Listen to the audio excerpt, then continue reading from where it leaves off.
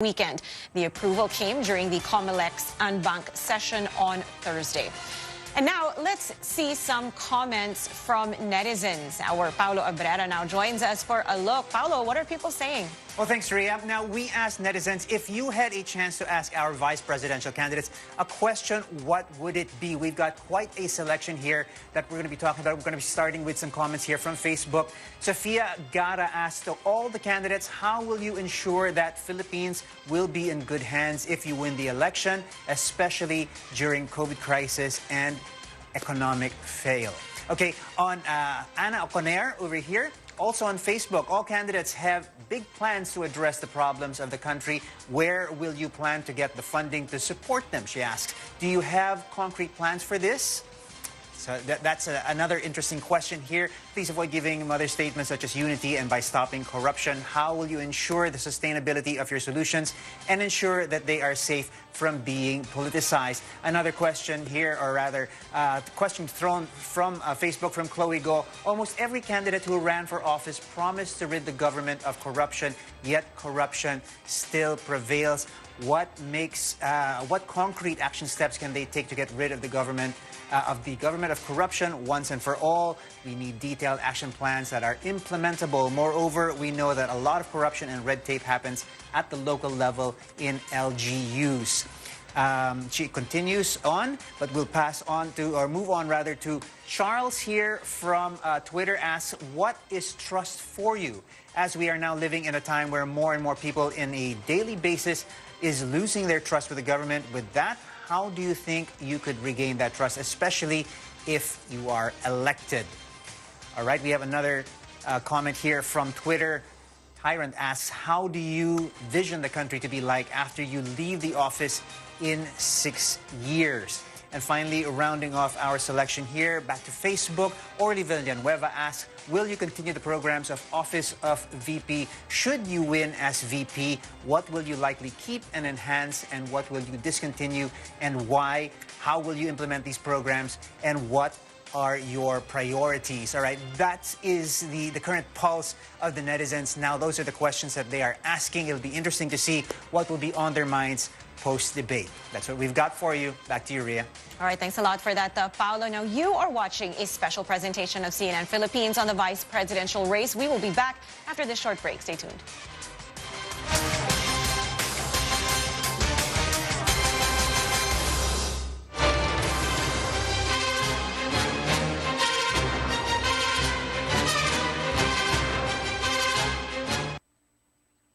Sure ka ba talaga dito? Ano ka ba? Mabait si Papa. Pa! Si Pinky po. Paano po, Mr. Fardo? Please, call me sir. Aba, laki ng supermarket dito ah. Bili tayo ng drinks. Ako na po ang drinks. Sige na. Sige na, gutom na ako. Kuha na mo nga kami, Mike. So, paano? Mabiyahe pa tayo. Sir, hatid ko na po kayo. Central Hub yan. Develop na tong part ng Tarlac ah. Sir, sagot ko na po ito. Tingin mo sa akin. Cheap? Sir, hindi po. Joke lang. Sir, pwede na po ako. Thanks. Next time ulit. Miggy. Max Fun! Woo!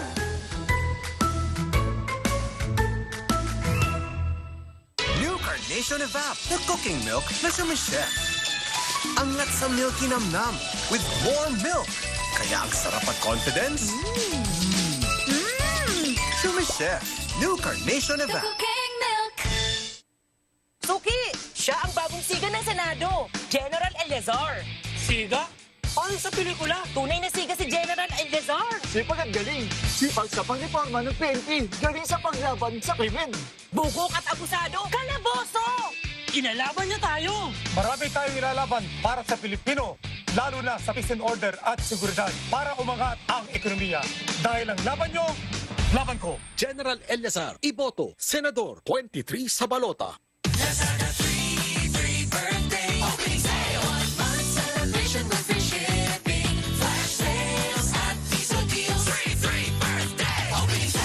Starts March 3 to 7.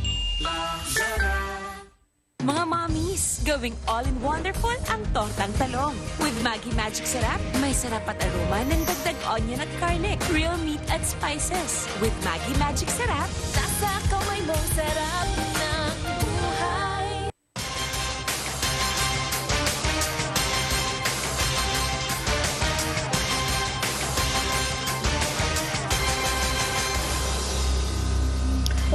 back. The CNN Philippines Vice Presidential Debate will be happening in just a few minutes with the help of our partners, the University of Santo Tomas, the venue of our debate, and Microsoft Philippines, who made it possible for us to participate in the event virtually through its state-of-the-art technology. And we still have with us our panel of experts. Just a few more questions before we go. Now, Professor Lavinia, how can a VP make himself or herself relevant other than just, as you said, you know, their job is really to wait for the president to die or become incapacitated or resign or be pushed out of power? How can they make themselves relevant? Well, ideally, the vice president should get a cabinet job and head an office. And that office gets a special quality because it's the vice president. So when VP Binay was head of the housing departments, it did very well. You know what I mean?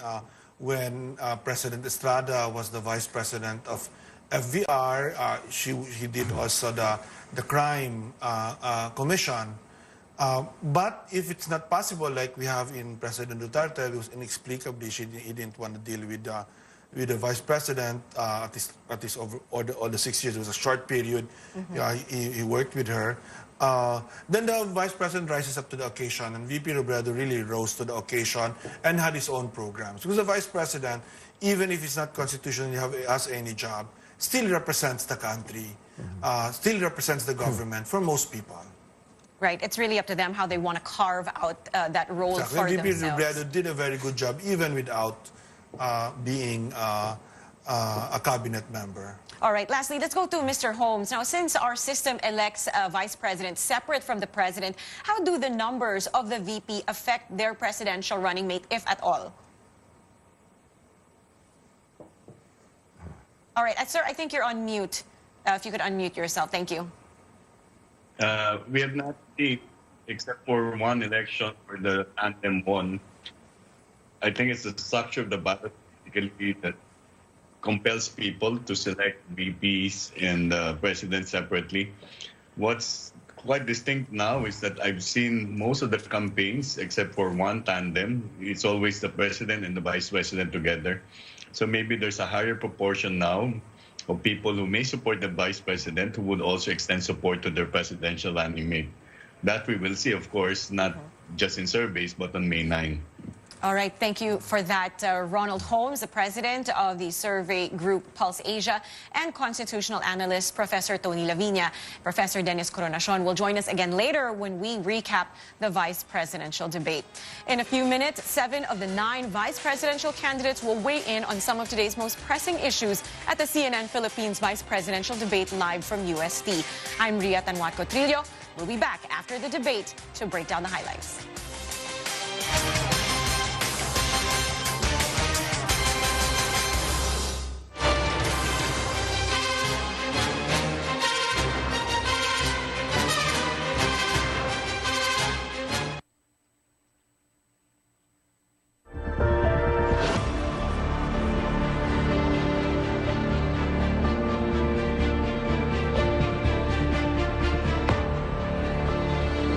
Debates for.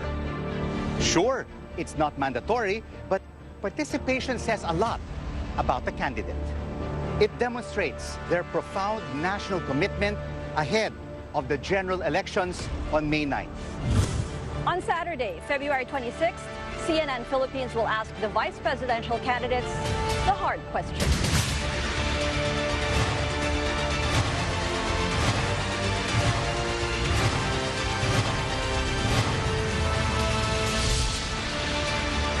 On February 27, we'll turn our attention to the men and women seeking the highest office of the land.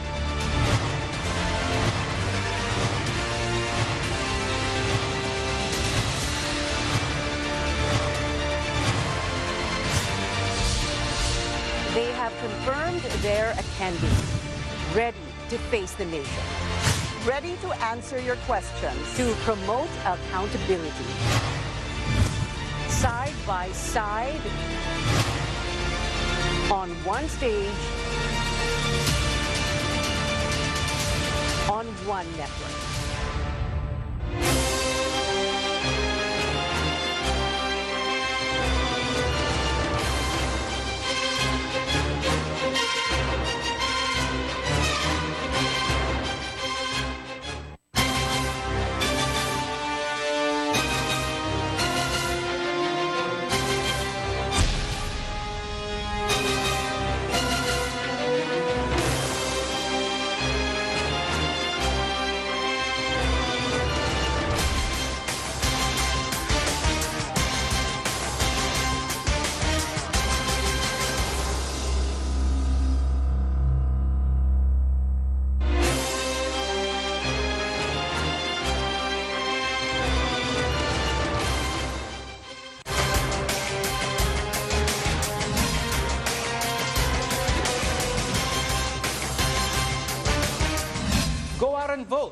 and make a difference.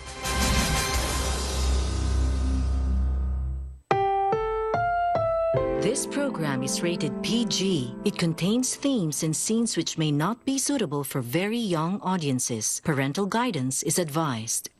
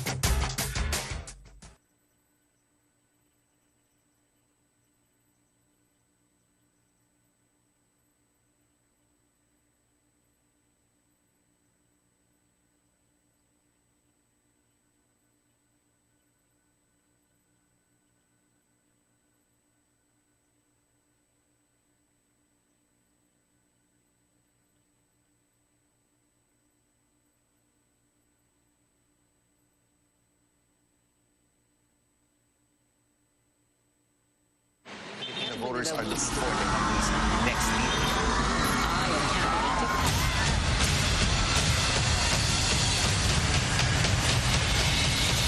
Seven candidates for vice president standing side by side to face the Filipino people. Filipinos are not that foolish. We are going to do that by taxing the rich. Kung saan natin dadali ng bayan, doon natin idisenyo ang ating edukasyon. To make their case. To explain and defend their positions on public issues. To be challenged. Kung susubukan niyo ako, magugulat kayo. Uunahin natin ang agrikultura at pangingisda. And to challenge each other. But more than just telling us what they can do. Isang batas na nagpapatawag na isang constitutional convention. Yun din ang gusto namin kasama sa programa namin sa gobyerno yun. Gawing madisiplina uli ang gobyerno. It's about how they can do it all during their 6-year term. And if the need arises, to be ready to step up as chief executive under the country's presidential line of succession.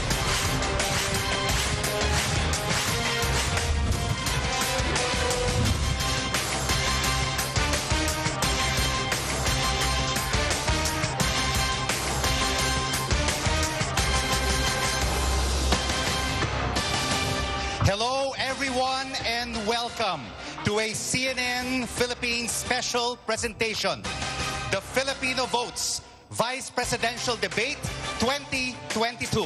I'm Rico Hizon. Magandang hapon po sa inyong lahat. Ako si Ruth Cabal, and welcome to all and on Facebook. Siyempre, Rico, batiin din natin ang ating virtual audience sa ating naglalakihang screens. Marami dyan mula pa sa iba't ibang lugar at malalayong lugar sa Pilipinas. Different industries, different backgrounds.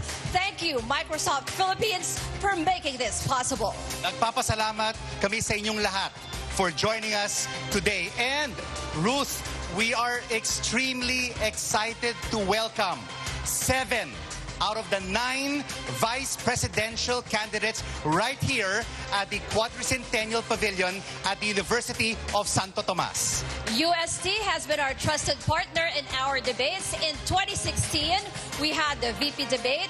And 2019, di ba? We had our senatorial debate dito rin sa venue na ito. Maraming salamat, UST.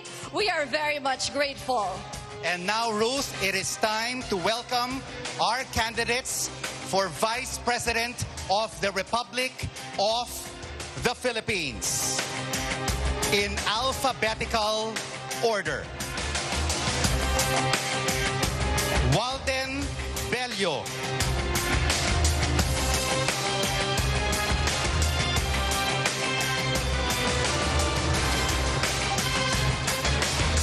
He's a former Akbayan Party List representative, running mate of Labor leader Leody de Guzman. Our next candidate, pro-life advocate Rizalito David.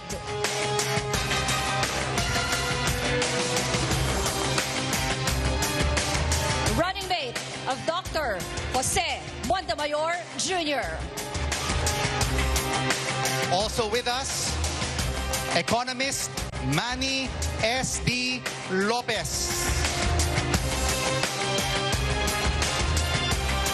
He is the lone VP candidate without a running mate.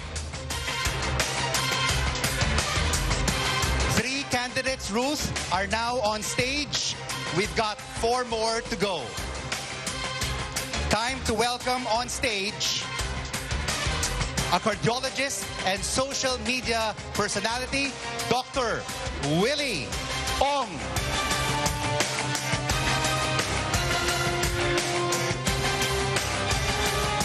He's running alongside Manila Mayor Isko Moreno Domagoso. Our next candidate, Senator Francis Kiko Pangilinan.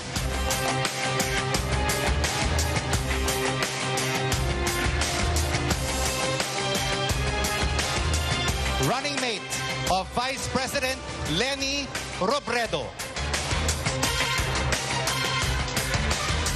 Also with us, lawyer Carlos Serapio.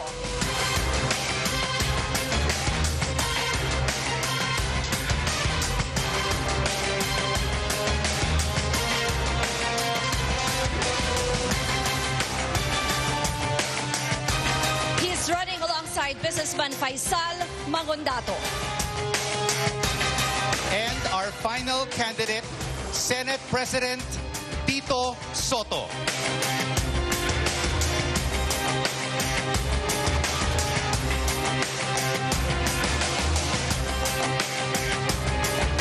Running mate of Senator Panfilo Ping Lacson.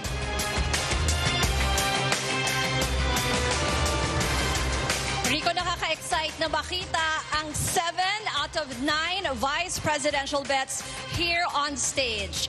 2 are unable to make it.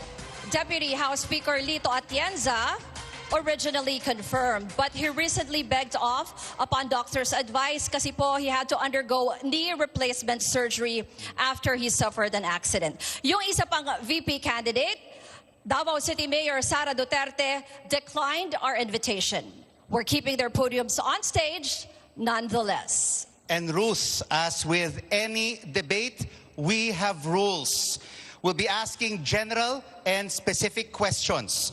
Your allotted time is 90 seconds or 1 minute and a half to answer these questions. And to be clear, general questions will be answered by all the candidates. If your name, running mate, or your party is mentioned or alluded to, you can do a rebuttal. Pero para dyan, 1 minute lang po. And there are monitors in front of you that will serve as your timing device. You'll hear this sound. To remind you, you have 10 seconds left. When your time is up, you will hear this other sound. And we hope by then, candidates, you will quickly wrap up. At pakiusap din natin, candidates, ha, please don't talk over each other. We will turn off your mic if you interrupt and let the speaker finish within the allotted time. Kasi mas maganda, Rico, pag tuloy-tuloy yung sagot nila para mas maintindihan sila ng ating mga manonood. At malalaman ng ating audience at ng ating Filipino electorate ang mga plataforma ng ating mga kandidato. So let's go ahead and begin with your opening statement. It will be your answer to this general question. Vice presidents can be appointed by the president to a cabinet position. If elected, what cabinet position do you prefer and why? Candidates will answer this question in alphabetical order, so we will begin with Walden Bello. Please go ahead, sir. Well, I would prefer the Department of Finance because it is such a central cabinet position. Talyode and I will have a tax on the top 750 people, billionaires in the country, and this will be for social programs that will go and benefit the vast majority of our people.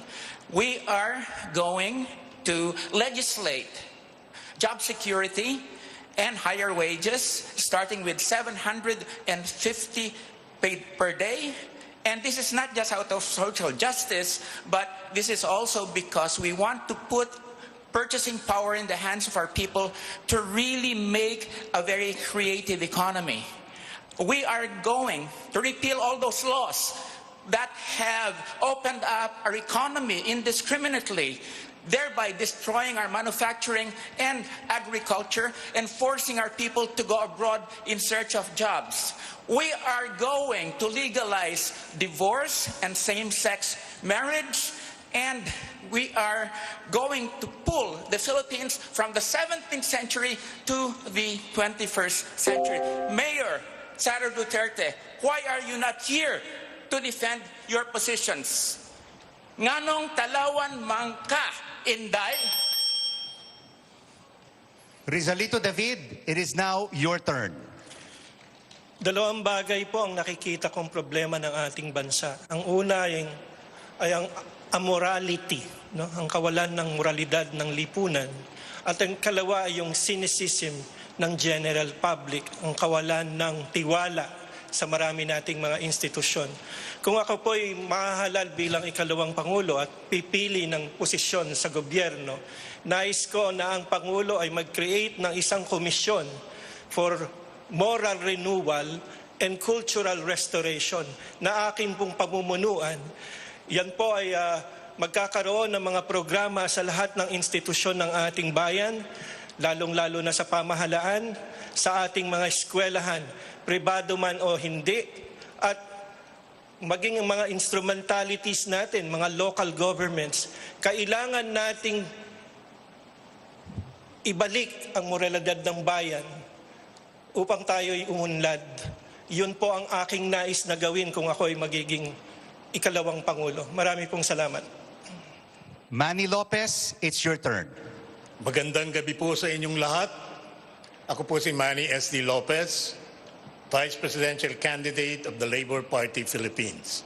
Kung ako po ay palarin na maihalal bilang pangalawang Pangulo ng ating mahal na Republika, ang pipiliin ko pong cabinet portfolio will be perhaps as Secretary of the Department of Trade and Industry. Sapagkat ang priority po natin ngayon, after this unprecedented pandemic, this crisis that we are facing, we will be facing severe challenges in the coming years. And economic recovery is a must to help uplift the lives of our people. And I have a comprehensive three-pronged agenda to help advance our economic recovery. And this is number one, a new omnibus investment code to make doing business in the country a lot easier. We could attract more investors, we could improve the productivity of our businesses, of our enterprises. At pangalawa po, alam naman natin na maraming nahirapan, especially micro, small, and medium-scale enterprises. And the solution to this is a legal framework to enable them to recover. Yan po at provision of low-interest loans. Marami pong salamat. We'd like to hear next from Dr. Willie Ong. Hi. Kamusta po sa ating mga televiewers ng CNN? Pasalamat muna tayo sa CNN paggawa nitong debate. Napakaganda po nitong lugar. Kung kaya po tayo tumakbo, simple lang pandemic po talaga. Dahil sa pandemic talagang nasira yung ekonomiya, trabaho, pati tourism natin. Ang partner ko, si Mayor Isko Moreno, sabi niya, Doc Willie, kung hindi pandemic time, baka hindi ikaw ang tamang Vice President. Pero ngayon, dahil pandemic, kailangan natin maayos. Itong pandemic, paulit-ulit. Every 6 months, may bago. Alpha, Beta, Delta, Omicron. In 6 months, July, August, hindi natin alam kung ano yung susunod. Kaya depende sa presidente kung gusto niya ako lagay sa Department of Health, gusto niya ako gawing overview sa health, okay po dito. Kung gusto niya ako tumulong sa ayuda, okay din po sa akin. Parang division of labor po kami ni Mayor Isko. Sabi niya, ikaw bahala, Doc Willie, sa kalusugan. Siya bahala sa pabahay, trabaho, edukasyon, foreign affairs. Kailangan natin magawa ng mga ospital. We need an infectious disease hospital. Doon natin lalagay yung COVID patients. Hindi po ako politiko, doktor po ako, pero nakikita ko paano bilhin yung pinakamagandang gamot sa inyo para mabuhay kayo at inyong mga anak. Salamat po. Next, may we hear from Senator Francis Pangilinan.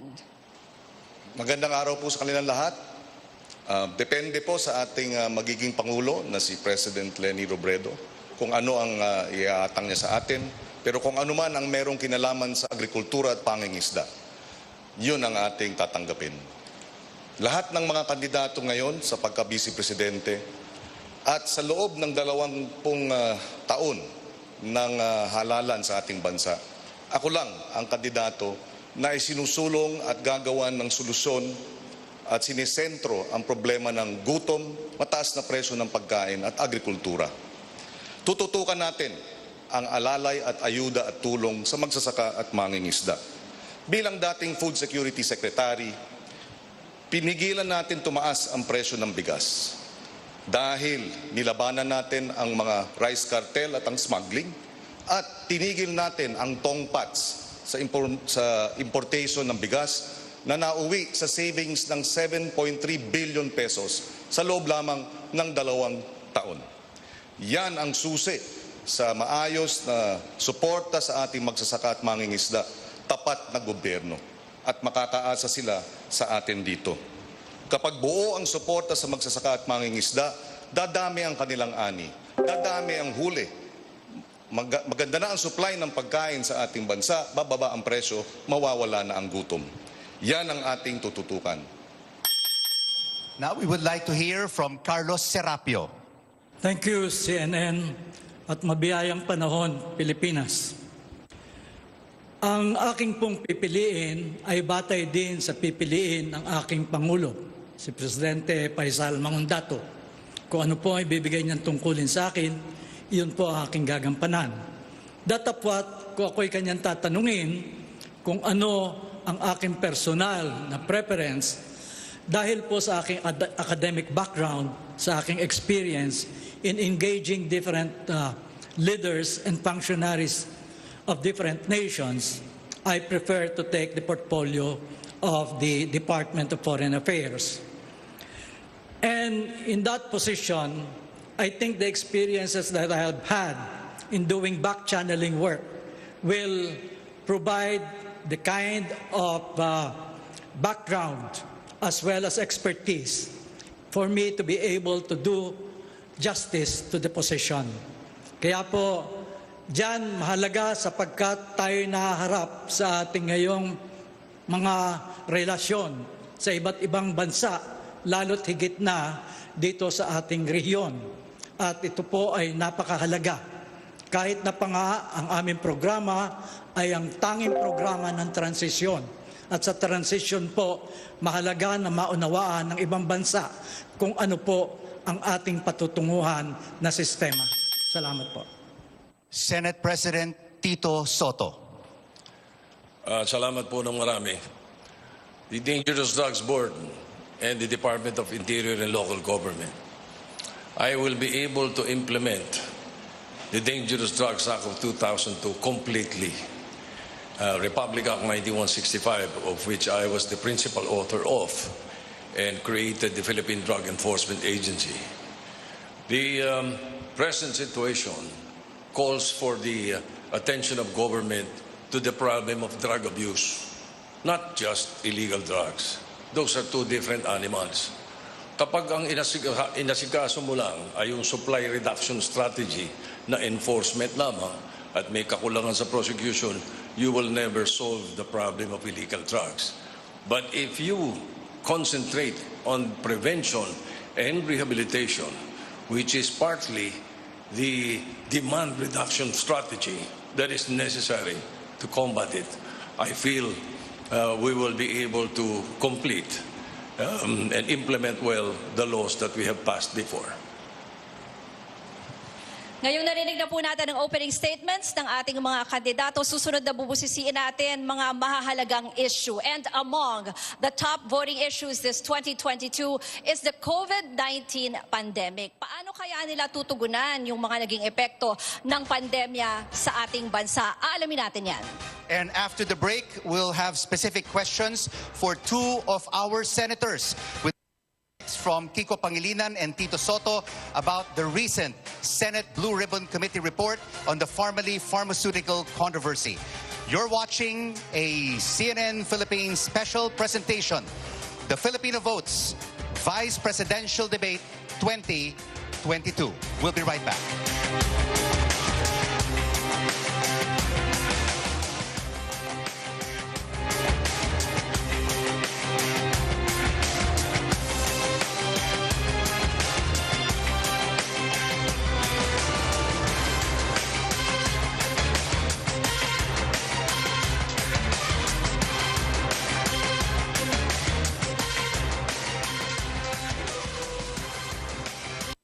Introducing Sell the Food kung CBF, the most powerful natural microfood in the planet. Feed your cells, not your stomach. Ang Cell Biofood adunay kompletong sangkap sa food nutrients nga kinahanglanon sa atong lawas. Ang pulo ka rason nganong CBF ang atong gabiton. Una, natural kini.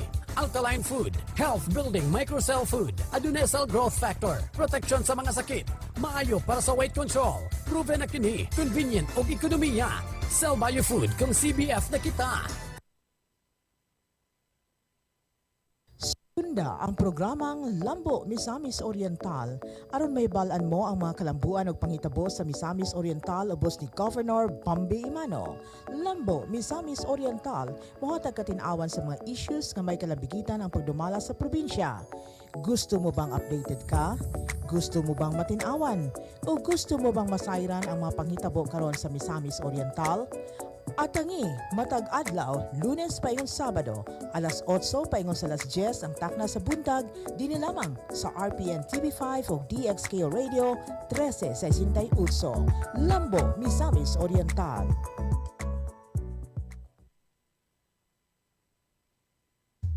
Denise a lunch break, with a 30 cannon job. Denise a lunch break, with a 30 cannon job. Mag-ready na ta, ka 11:30 na. Abogado nga ambungan nga duha. Denise a lunch break, with a 30 cannon job. Denise a lunch break, with a 30 cannon job. Denise a lunch break, with a 30 cannon job. Malaw negosyo o lifestyle, inilang sa lunch break. With a 30 cannon job. Denise a lunch break, with a 30 cannon job. Denise a lunch break. Lunch Break with Attorney Ken Tamala and Attorney Jofna Malata. Sabado, 11:30 sa buntag hangtod 12:30 sa hapon sa RPN TV5 o DXKO Radio. Friends of Susan from the program Susan Live on RPN every Tuesday and Friday supports the Filipino Votes Presidential and Vice Presidential Debate 2022. Remember, your vote is precious, so use it. From Friends of Susan. Don't fail to follow Susan Live Tuesdays at 10 a.m. and Fridays at 7 p.m. on RPN TV5 and DXKO Radio, Cagayan de Oro. 18,000 plus seats up for grabs in general elections in just a few more months. Among them, the position of Vice President. And here on stage are 7 of the 9 vice presidential candidates, and they are ready to answer your questions on many issues that matter to each and every one of us. One of them, the COVID-19 pandemic. Microsoft co-founder Bill Gates predicted the COVID-19 outbreak back in 2015. And he has warned yet again about the emergence of more pandemics in the future. Here is our next question. As Vice President, what concrete steps will you take to prepare our country for the next pandemic?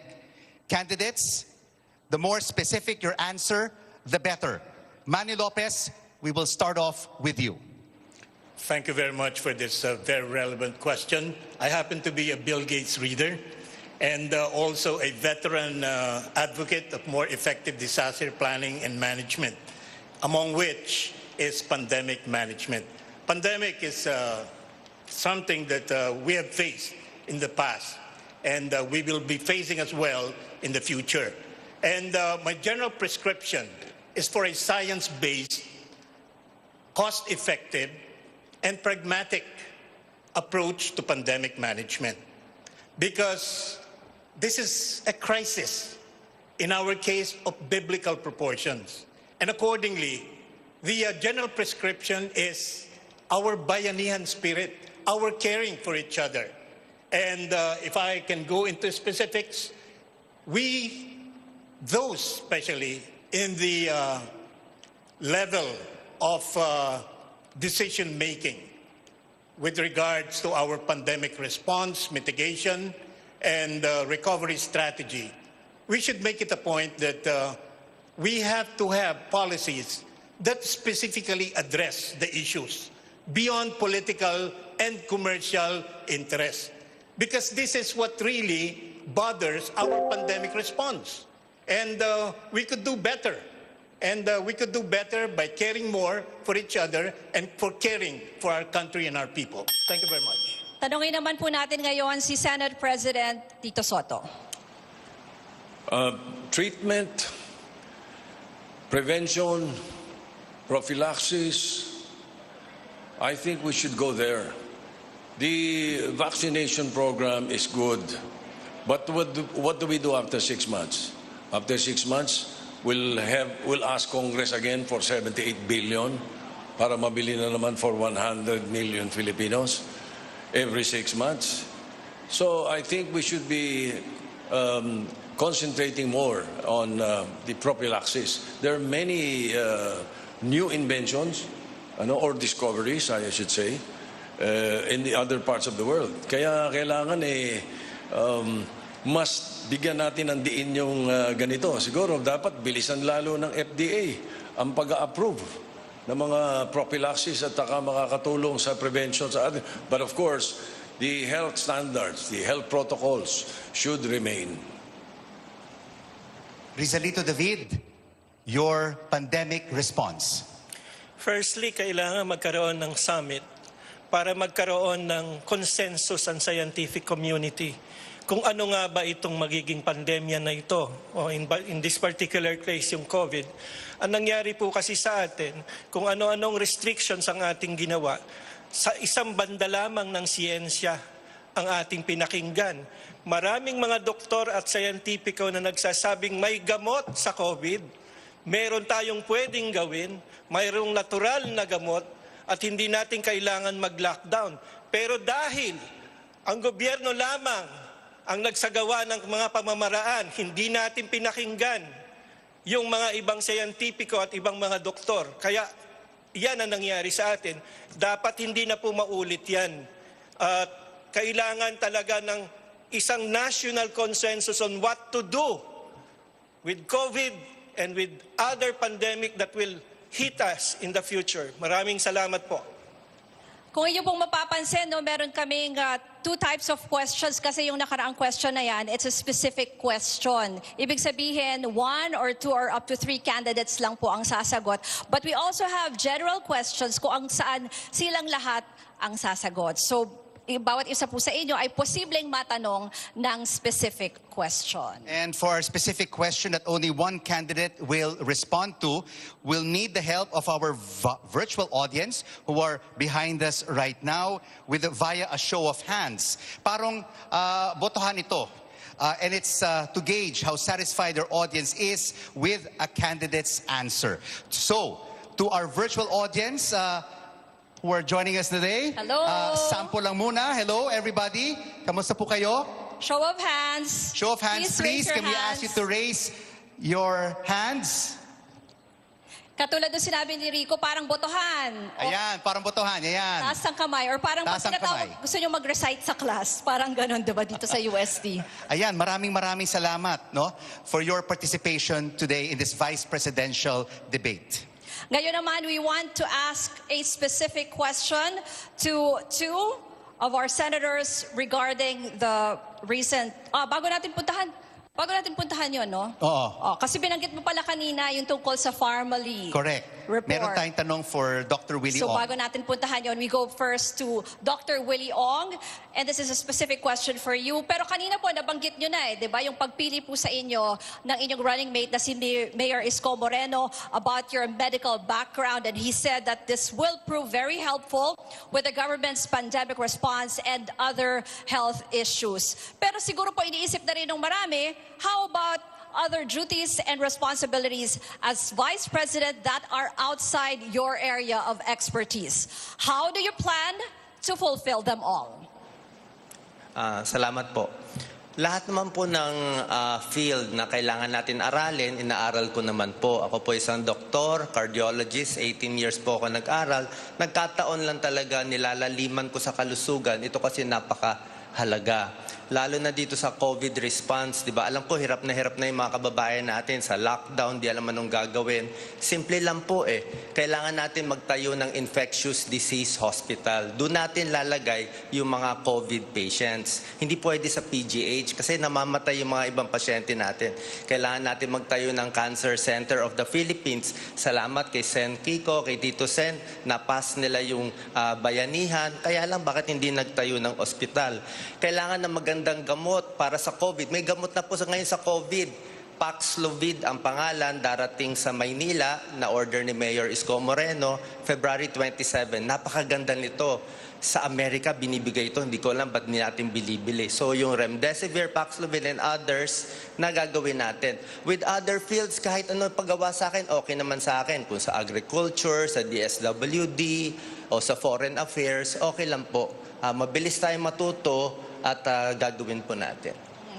Senator S.V. Soto, would you like to respond? May binanggit po si Dr. Willie Ong. Concerning what Bakit topic wala again? pong hospital yung binanggit niyo, sir? Dr. Ong?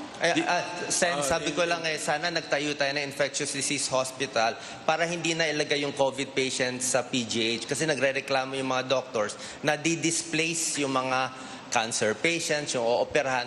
Kaya marami na matay sa atin noong 2021. So pag nakagawa tayo ng separate, at least hindi na ma-overburden yung mga private hospitals. Kasi nagkakahawahan Naghahawa yung COVID sa hindi COVID. Kaya hindi tayo makapacheck up, napupuno po agad. I think may tulong kung magtatayo pa tayo ng hospital para hindi tayo magkulang ng hospital bed po, Senator. Bayanihan 1 was crafted specifically to address the problem of those who will be victims of the lockdown. Victims, I say, na nawalan ng trabaho. Talaga ginawa namin yung Bayanihan 1, and I am the principal author of the measure. I'm sure Senator Francis is very well aware of that. Yung ayuda ang inasikaso namin dun sa Bayanihan 1 because of the possible yung hindi magkakaroon ng trabaho, napakaraming tao, pati transport sector, at yung kailangan pang pambili ng wala sa budget yung biglang ng 2020, napasa na namin yung 2019 budget. Pagdating ng 2020 na tumama sa atin itong COVID-19, walang budget sa pambili ng mga vaccines. So, yun ang inasikaso ng Bayanihan 1. And Bayanihan 2, ganun din. Ito naman, sinagot naman yung problema ng mga transport sector. But then again, as usual, the implementation is much to be desired. Ayan, napakinggan natin po, no, yung rebuttal ni Senate President Tito Soto. But before that, narinig rin po natin ang sagot ni Doc Willie Ong. So now we would like to engage our virtual audience. Are you satisfied with Dr. Willie Ong's response? May we see a show of hands, please? Are you Itaas niyo po yung kamay niyo Dr. kung Willie Ong's satisfied response? kayo sa naging sagot ni Dr. Willie Ong. Can we ask our audience? This yes is part of or their no? participation. Medyo may delay, kaya may delay din yung kanilang pagtaas ng kamay. Nakikita natin may ilang nagtataas ng kamay, Rico. Ayan. And of course, Ruth, no, we would also like to reiterate to our candidates, if there has been a response and if your name is mentioned during a statement by one of the candidates, you can signal us for a rebuttal of 1 minute.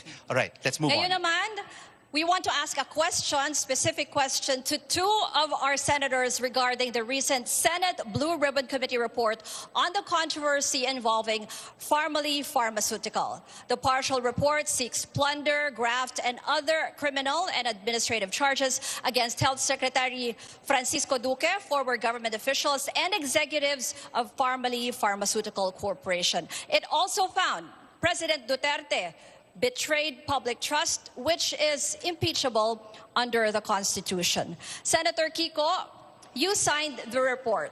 Our question, if these individuals are found guilty as Vice President, how will you ensure that justice is served?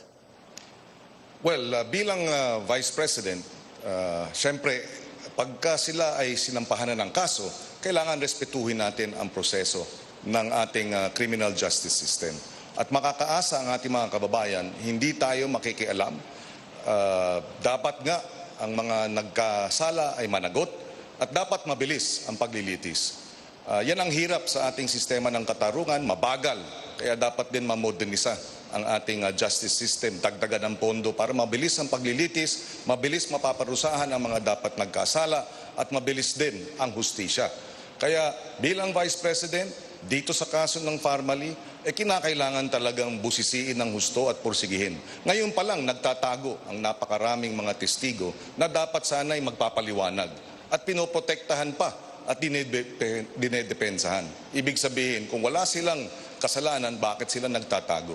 So we can assure the public, pag tayo ang binigyan ng pagkakataon, we will ensure that justice will be served. Hindi biro itong nangyari dito sa bilyong-bilyong halaga na binulsa habang namamatay ang ating mga kababayan. Dapat managot itong mga nagkasala at dapat talagang maparusahan. Tingnan natin ngayon ang reaction ng ating virtual audience. Another show of hands. Are you satisfied with the response of Senator Kiko Pangilinan? Tingnan natin kung Meron may mga tayong konting magtataas ng delay, kamay. Ruth, so hintayin natin ang show of hands ng ating virtual audience. Yes? Ayan, If they're nakita natin satisfied nagtaasa sila ng indeed kamay. with the response of Senator Kiko Pangilinan. More than 50% are satisfied with his response. Maraming salamat po. And now, Senate President Tito Soto, you have denied that you are pressuring senators to sign the Blue Ribbon Committee report on Pharmaly. Ang sabi po ninyo, Senate President, quote, I will resign and shoot myself in Luneta. What is your stand on the Senate Blue Ribbon Committee report? To prove that I was not pressuring anyone. Because the news report was that, or was it fake news on social media, that I was pressuring members of the Senate to sign the committee report. The Senate President never does that. I have never done that. We leave it to the discretion of the members. And any member or any senator signing a committee report can say with reservations, or I dissent. Hindi ganun kadali po yun na magpapirma o pumirma. It's up to them. Then also, just to make it clear, baka akala nila yung draft report, yun na ang Senate Committee report. Hindi pa. Linawin ko muna. Kung may mga dapat sampahan ng kaso, sampahan. That is my personal opinion. But the draft committee report will have to go through plenary. And in plenary, that is when we pass it, we debate on it, para malaman natin kung sino-sino mga kasama dapat do sa kaso at sino dapat ang makakasuhan. Because usually, the ombudsman nakikinig sa pinapadala ng Senado. Katulad ng ginawa kong investigasyon sa PhilHealth na pinakasuhan ko lahat yung mga gumawa ng kabalbalan dun sa pera ng PhilHealth. Nakasuhan lahat yun, but we passed it in plenary. Majority signed, but we passed it in plenary, and it was a Senate report. It was no longer a blue ribbon draft report like what is happening now. Virtual audience, we would like to see a show of hands if you are satisfied with Senate President Tito Soto's response. May we see a show of hands, please? Itaas po natin ang kamay if you're satisfied with the response of SP Soto. Ayan na, may We are seeing some who are responding to Senator Tito Soto's response. All right. Maraming salamat po for your participation. Actually, if Representative Lito Atienza was here, we would have also asked him also about the House panel's own probe on the Farmally controversy. This is a CNN Philippines special presentation, the Filipino Votes Vice Presidential Debate 2022. Candidates, the mission vision of the office of the president states you will serve to uplift the lives and protect the liberty of the Filipino people. And our next question pertains to micro, small, and medium-sized enterprises, which is considered the backbone of the Philippine economy. But they're unevenly affected by this pandemic. We'd like to know how you'll uplift their lives amid this raging health crisis. Stay with us. We'll be right back.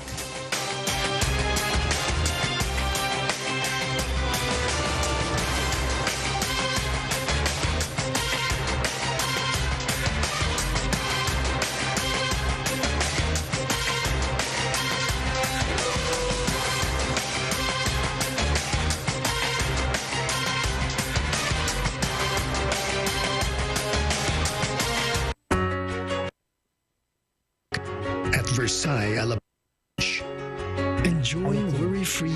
From Virginia, USA, Janet Pichon Hizon supports this program. Good luck to all the candidates for the May 2022 presidential elections. Gusto niyo ba ng pagbabago? Do your part now. Vote wisely. Vote wisely. A message from VNU Spirulina. VNU Spirulina is the most nutritious food on earth. Take VNU Spirulina daily to achieve optimal health. For more information, please contact Chari Ubaob at 0956-122-6310.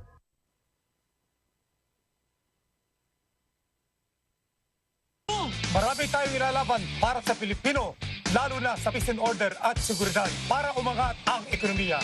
Dahil ang laban nyo, laban ko. General Eleazar, iboto, Senador, 23 sa balota.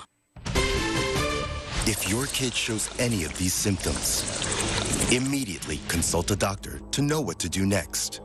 Don't wait until it's too late. Help strengthen their immunity with Saline Plus. Sa One Pacman Party List, lagi kayong paglalaban. Knockout ang mahal na gamutan. Depensa laban sa kahirapan. Serbisyo ngayong pandemya. One Pacman Party List, laging maasahan. 161 sa balota. Girl, pasok na. Slap, di mo ba nakita? Ang dami nila. GG na ba mata mo? Tara sa EO. EO Executive Optical. State-of-the-art facilities and expert eye care for your progress. Kailan nagpa-check up tayo sa EO? EO, love your eyes. Anong hanap nyo sa gamot kung may sakit ng ulo at lagnat? Yung malakas o yung maingat? Han, sa malakas na gamot ako. Han, malakas ka talaga? Baka may side effects pag malakas. Paano kung di mo na kailangang mamili? Ganyan pag pinili mo ang Biogesic. Singgaling ng malakas na gamot pero maingat magpagaling. Buti na lang may Biogesic. Ang galing ng alagang Biogesic. Ingat!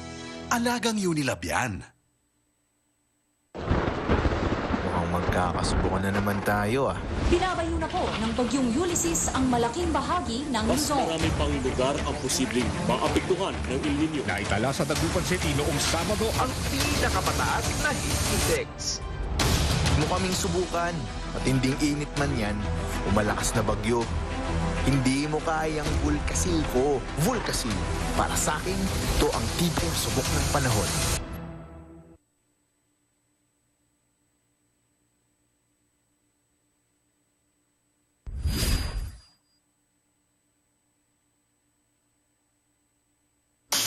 Kahit mo ito, hindi ba yan? Bostik Epoxy! Bostik Epoxy!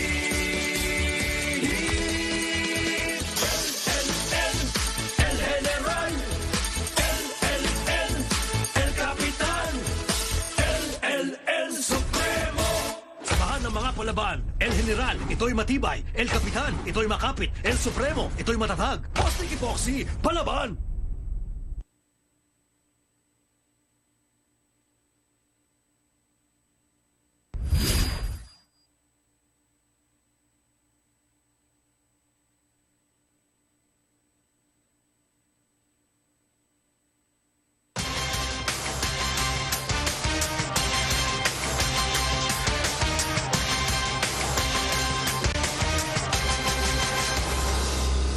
You're watching a CNN Philippines special presentation, The Filipino Votes Vice Presidential Debate 2022.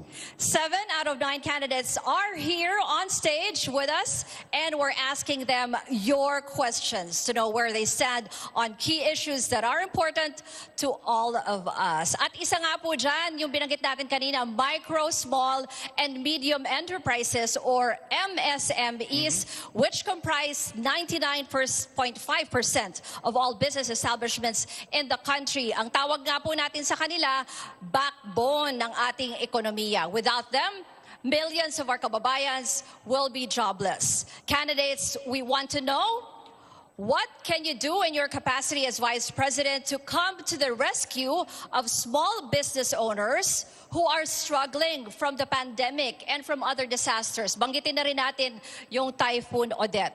We want to hear first from Carlos Serapio. Thank you. I have examined the Bayanihan 2 law passed by Congress, and they have practically factored every scenario that can happen. And they have actually budgeted a big amount of money in support of SME. Now, considering that the incoming administration will have to abide not just by the law, but will have to use the funds that have been budgeted under the General Appropriations Act. Ang magagawa lamang po namin ay sumunod po kami doon sa tinatadhana ng batas at ipatupad namin po ito na mahusay. Since I'm running under a dual context, we're running under a transition platform, and that at the same time, we are going to be operating in the existing system. Ang aming approach po sa old system is ipatupad yung maganda na nilang nasimulan at gamitin yung pondo na kanilang nailagay po doon. Datapwat, meron din po kaming napansin doon sa Bayanihan Act. Ang research and development ay binigyan lamang ng 10 milyon, samantalang ang mga daanan ng bisikleta na mahalaga rin ay binigyan ng 1 bilyon mahigit. Sa tingin namin ay dito naman sa aming panukala sa transition, research and development ay dapat bigyan ng mas marami pong halaga. Kayo naman po, Senator Kiko Pangilinan. Ang Robredo Pangilinan Tandem, ang kanyang mungkahi ay kumuha ng 100 bilyong piso mula sa mga realignment lamang ng ating current budget at suportahan yung small and medium enterprises bilang ayuda. Pero merong mga, hindi to utang, ayuda ito, pero merong mga restrictions or merong mga kinakailangan gawin. Halimbawa, makakakuha ka ng ayuda kung hindi mo tatanggalin yung iyong mga empleyado so that we can preserve these jobs, or 2, kung kukunin mo ulit yung mga tinanggal mong trabahador dahil sa COVID. So 100 billion yan.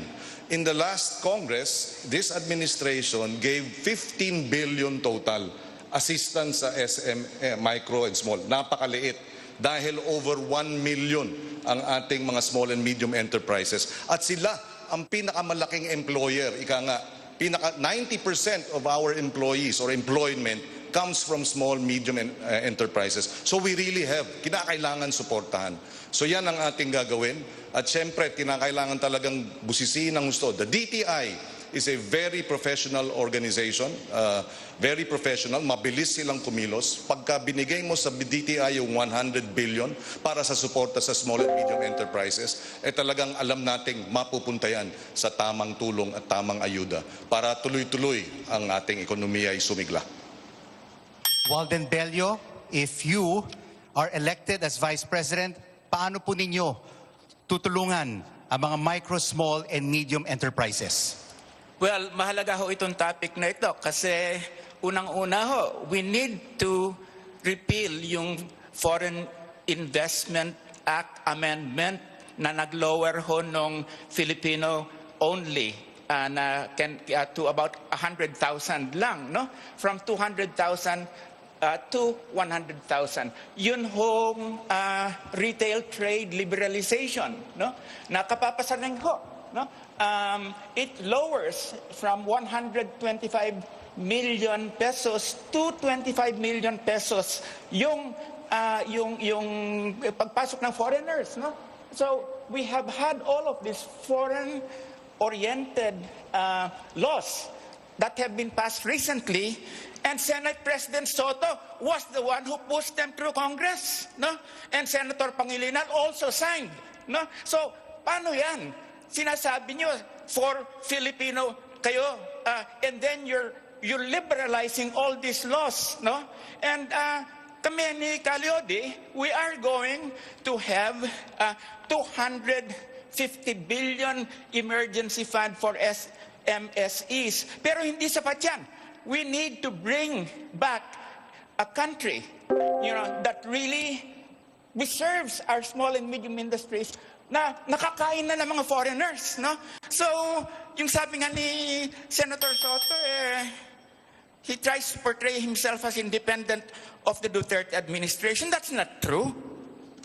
Thank you very much, Walden Bello. Would you like to rebut to what Walden Bello has just said, Senate President? The retail trade liberalization law is to uplift the economy of the country.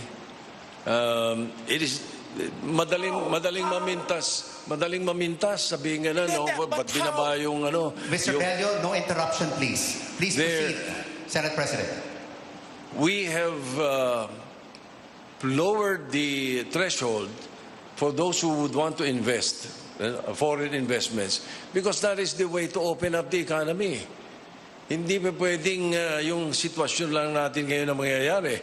Because we have, in our case, we have a stopgap measure. Like, for example, we have the budget reform advocacy of Senator Lacson and myself. Right now, there are, every year, for the last 10 years, the 328 billion of the budget is unused. And we can easily use that. We will let you finish your statement, right, Senate President. We can easily use that to help the MSMEs easily. For example, give 1 billion each for every province. There are only 81 provinces. 1 billion each. Imagine what it can do for the economy in Occidental Mindoro and all the other provinces, especially the poor provinces. Thank you, Senate President. Senator Kiko. Yes, we supported the measure precisely because we feel given yung situation sa ASEAN, tayo mapakababa, no, nung investments natin mula sa abroad, napakahalaga nan. Ngunit binalanse naman natin. Kaya nga merong 100 billion na suporta sa ating maliliit na negosyante para talagang mabigyan sila ng alalay at ayuda habang nasa gitna tayo ng COVID response. We have ng COVID at ang pandemya. So kinakailangan natin balansehin. Hindi pa pwedeng bawal ang lahat ng foreign investment o kaya restrict it to the degree na hindi na lalaki ang ating ekonomiya dahil nakakadagdag naman sa totoo lang ng trabaho. But at the same time, suportahan ang ating lokal. Kaya nga merong 100 billion which is 85 billion more than what this administration has given in terms of assistance to micro, small, and medium enterprises. Again, paalala lang po namin sa ating mga kandidato, wag po nating interrupt pag merong sumasagot. And for the rebuttal, you just have 1 minute. All right, napakinggan natin, no, si Senate President at si Senator Kiko. Are you satisfied, Mr. Bello, with their responses? No, I am not, because they're opening up SMEs, okay, and small enterprises, to be eaten up by putting down the threshold by foreign entrepreneurs and businesses. And then they say that they're protecting SMEs and medium enterprises. It's say na, okay, bibigyan kayo ng pondo para makatulong. Pero hindi yun ang problema. The problem is, for instance, yung tariff laws natin, 1 to 4% and all of that, really has gone down. So let's not kid ourselves. You're sending this country and our SMEs to the hands of all these foreign enterprises that will eat them up. Walden Delio, we move on now to our next issue, which is also related to MSMEs. Many of those are Filipino fisherfolk whose livelihood have been affected not just by the pandemic but also by many other factors. This question goes to Senator Kiko Pangilinan. You promised to redeploy the Coast Guard and Navy ships to protect our fishermen from possible harassment from foreign vessels, which are mainly Chinese vessels. We're talking about a country with the largest navy in the world. At pagdating sa gray ships, they're also known as warships at ibang usapan na yan. So in April last year, President Duterte said he would send gray ships if China starts digging for oil, quote, to state a claim.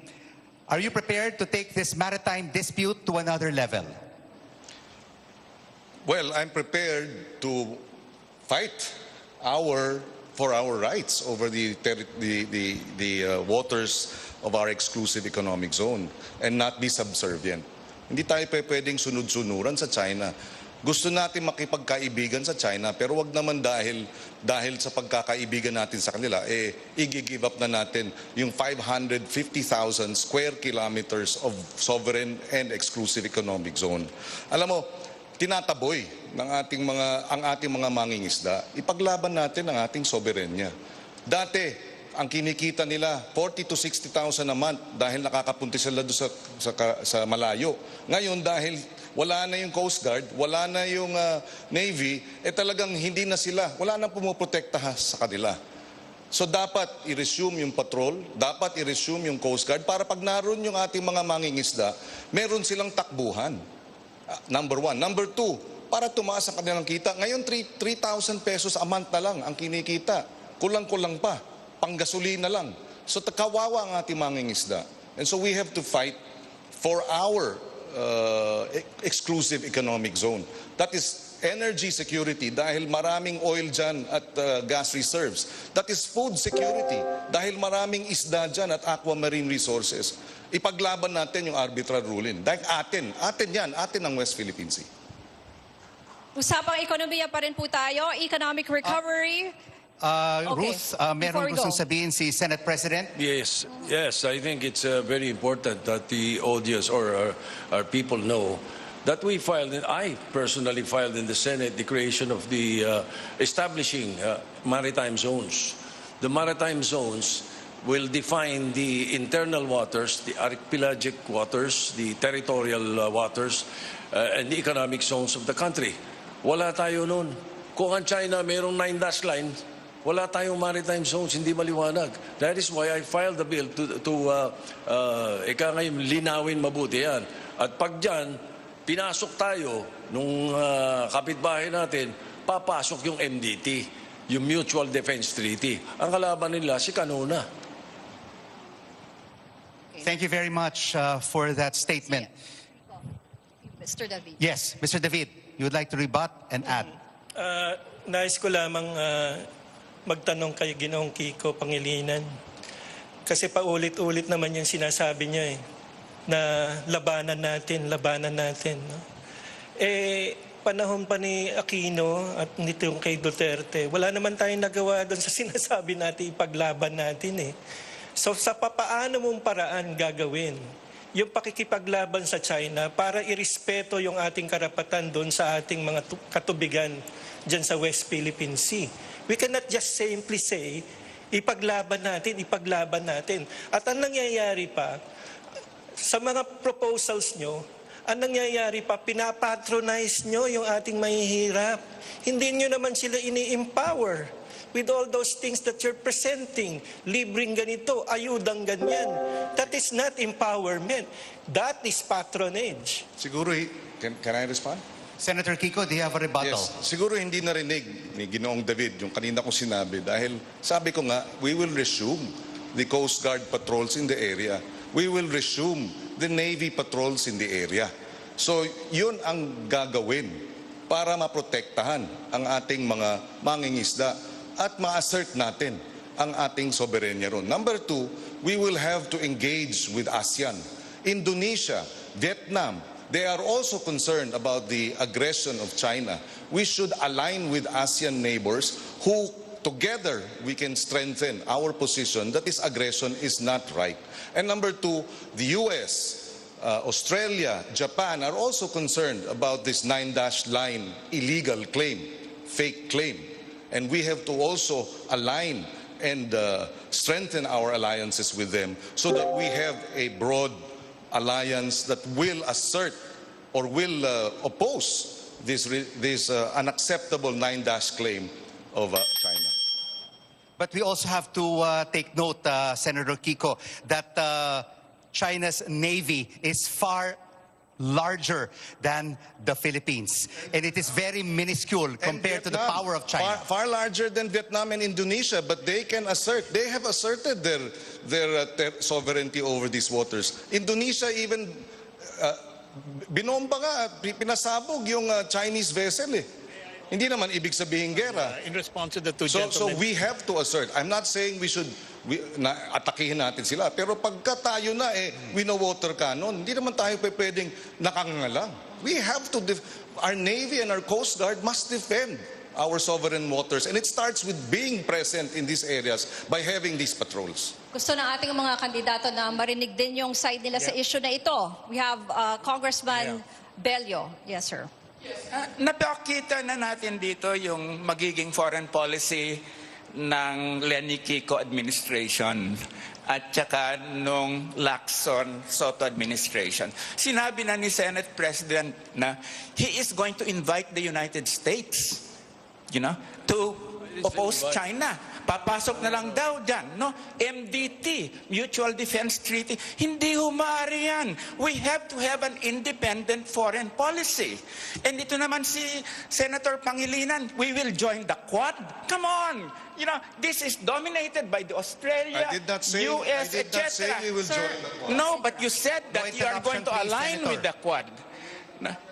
No, Senator.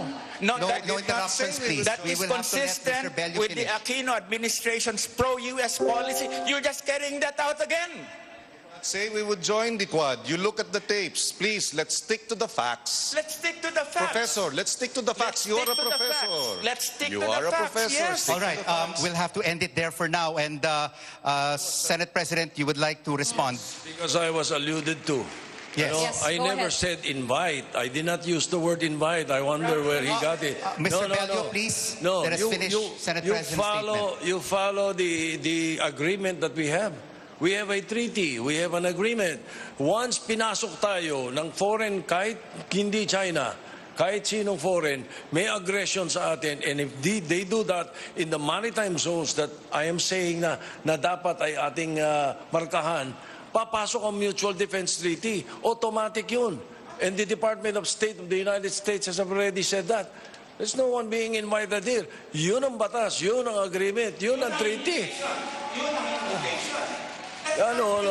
Let's invite them in. No, that's not inviting. have SP It's not inviting. O anong gusto natin? Foreign Pasukin policy. tayo ng China. Let's Mr. Bello, have new please, let's thinking. follow the rules. Anong gusto natin? Pasukin lang tayo ng China, hindi tayo papalag? Bubukaka tayo? Ba hindi pwede? Mr. Bello.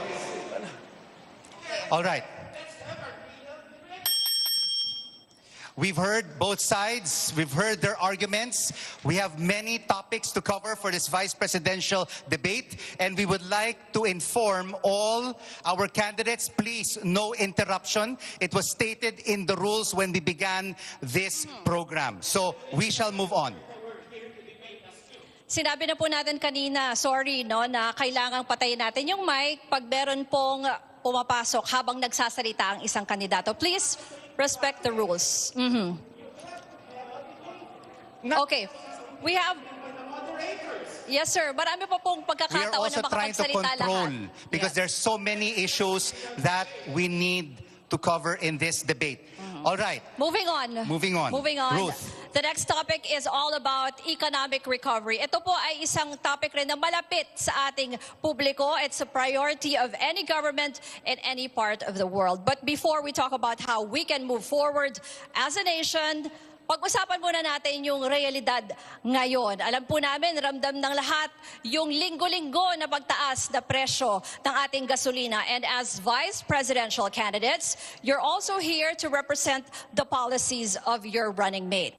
What would your administration do to help consumers cope with rising fuel prices? Alam naman natin na may domino effect yan kasi tataas yung transport costs and that will also affect yung prices of basic goods and commodities. Kaya apektado po ang budget ng bawat pamilya. So ang tanong natin una ay kay Mr. Rizalito David.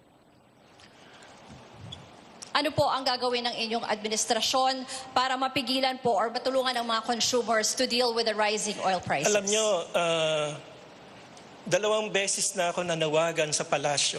At I hope na narinig din ng ating mga senador at mga congressmen na magpatawag si Ginoong Pangulo, Rodrigo Duterte, ng special session of Congress para bigyan siya ng power to suspend the implementation of the excise taxes and probably bawasan yung value-added tax at the pump, That would reduce the price by at least mga 5 to 6 pesos already, which is substantial para makarecover din yung ating mga ngalakal at ating mga drivers, Ang isang pinaka-importante dito, pinabayaan natin kasi na ibenta yung isang napakalaking asset natin noong panahon ni Ramos, yung Petron, na napakalaki ang kinikita. Ang sa akin, kung kami ang mamumuno, i-reacquire natin yung Petron para ito ang mag-barometer ng pricing ng ating fuel requirements dito sa bansa at makapag-refine tayo ng sarili nating fuel, Yan, importanteng bagay yan. Wala kasi tayong control dahil wala tayong sarili nating oil company. Kaya yun ang nais kong mangyari. Doc Williong, nakikita po natin ngayon ang sitwasyon sa Eastern Europe. Russia invading Ukraine. At nakikita po natin na umaakyat ngayon ang presyo ng krudo. Mahigit ng o lampas ng $100 per barrel. Ano po ang ating solusyon? Because pag umaakyat po ang presyo ng gasolina, lahat po naaapektuhan. Yes, tama yung sinabi mo, Rico, talaga problema natin sa Russia and Ukraine, tataas ang presyo ng gasolina, kuryente. Ang plano namin ni Mayor Isko ay pag nanalo siya, ibababa natin yung tax by 50% sa petrolyo at 50% yung tax sa kuryente para at least mabawasan ng mga 5 to 6 pesos. Itutuloy natin yung mga ayuda sa ating kababayan kasi nahirapan sila. Tulad ng ginawa ni Mayor Isko sa Maynila, ngayon, February, March, meron niya siyang ayuda ng 700,000 food boxes para lang maibsan. Problema talaga sa kuryente, isa pa, yung malampayan natural gas natin, mauubos na by 2027. Diba? So magre-rely na lang tayo sa iba, sa coal at renewable energy. Itataas natin yung renewable energy, pero yung pinag-aawayan natin kanina dito sa West Philippine Sea, sa ating kababayan, ano ba pinag-aawayan? Yung West Philippine Sea po kasi may 190 trillion cubic feet of natural gas. May 11 billion barrels of oil na nakatago doon. Tapos 77% ng mga isda natin nandun. Kaya kung pwede siguro muna hindi maggera, kausapin natin maigi yung China, sabihin natin atin to. Kung merong 60-40 deal, tignan natin. Pero siyempre, kaibigan pa rin natin yung Amerika kasi Amerika magbibigay ng armas sa atin. So kung pwede makuha itong mga yaman na to para bumaba na yung presyo sa gas at kuryente. Salamat po. Now let's go to Senator Tito Soto. We have a silver bullet to these problems encompassing fuel, poverty, BRAVE. Matagal na namin programang tinutulak ni Senator Lacson ito. At we have, ibinabagay na namin sa panahon.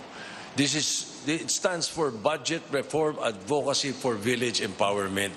Ang kailangan kasi, nakahanda tayo. Whatever mangyari sa oil sa ibang bansa, iba kung nakahanda tayo sa baba. Dapat ang budget reform natin, dapat manggaling sa bottom-up budgeting.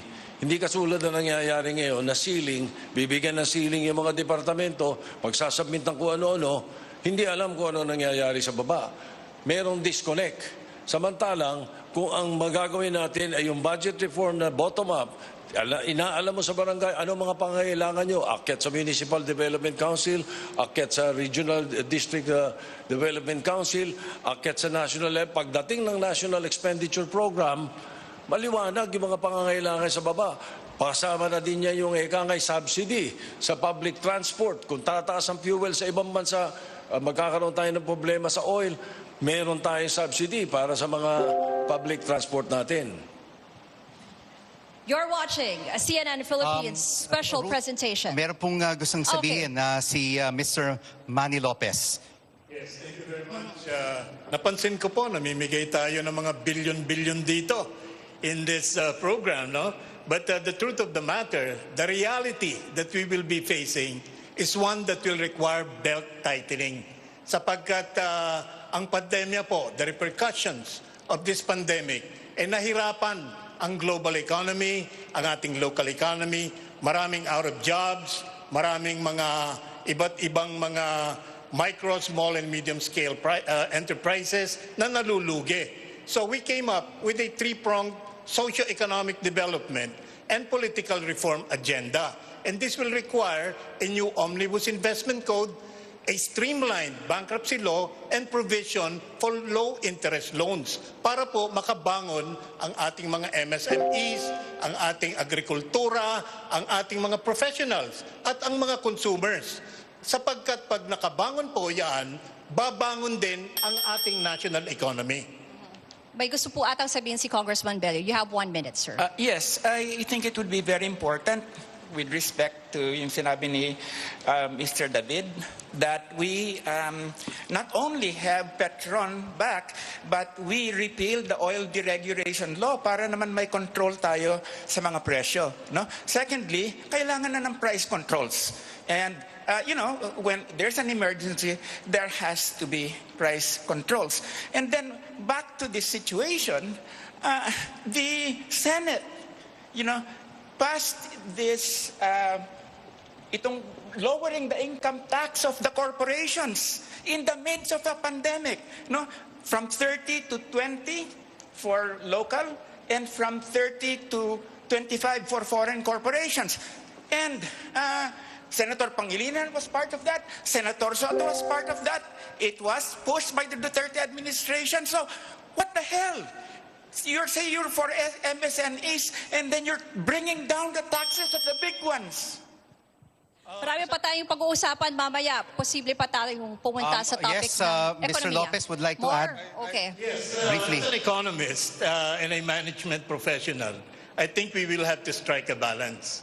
When the budgeting and the priorities of the national government were undertaken, this was a pre-pandemic scenario. So accordingly, ang mga projections po, mga economic projections, ay nakasaad sa ganung scenario. Ngayon, under the pandemic, with all the repercussions, negative repercussions, I would also agree with Professor Bello na kailangan magkaroon ng corresponding adjustments. And I think the Senate can handle this. Our two very distinguished, co-BP candidates. Okay, mamaya mas marami pa tayong... Just very quickly, Okay. sinagot ko na yung Go ahead. point ni Ginoong Bello na we have to strike a balance, and that's why we we are putting a 100 billion assistance fund for small and medium enterprises, as we also allow for investments from abroad, for example, to come in. So it's a balance that we answered the question already earlier. Mamaya marami pa tayong pagkakataon na marinig ang ating mga kandidato. You're watching a CNN Philippines special presentation. When we return, the war on drugs and the International Criminal Court. This is the Filipino Votes Vice Presidential Debate 2022. Stay with us. We'll be right back.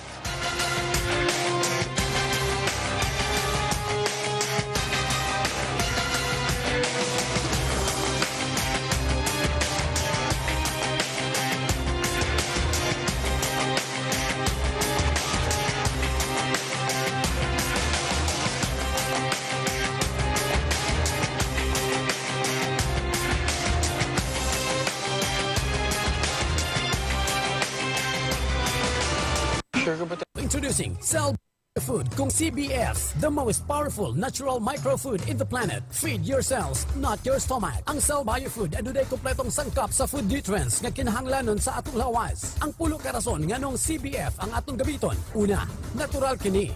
Alkaline food, health building microcell food, adunay cell growth factor, protection sa mga sakit, maayo para sa weight control, proven na kini, convenient ug ekonomiya.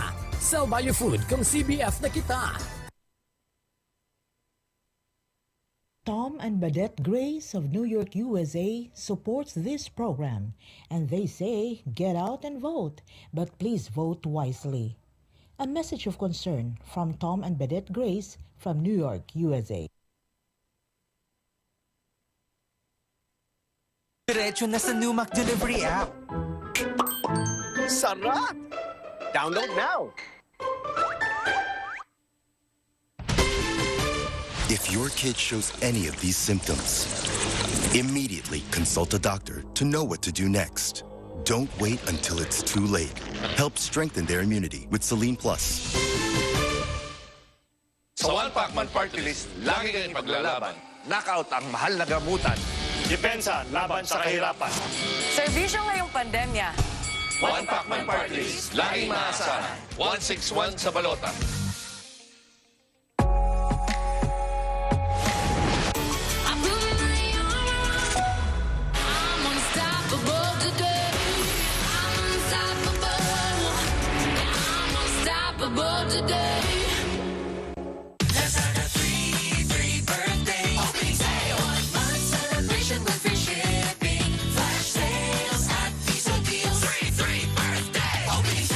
Starts March 3 to 7.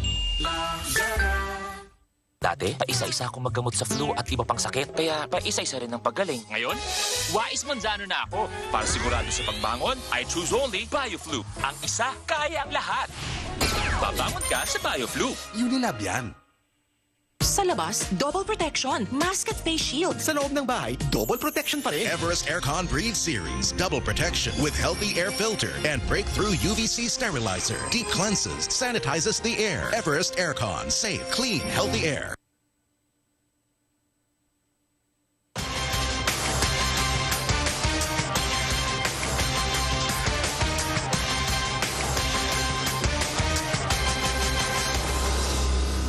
Welcome back to Filipino Votes Vice Presidential Debate 2022. I'm Ruth Cabal.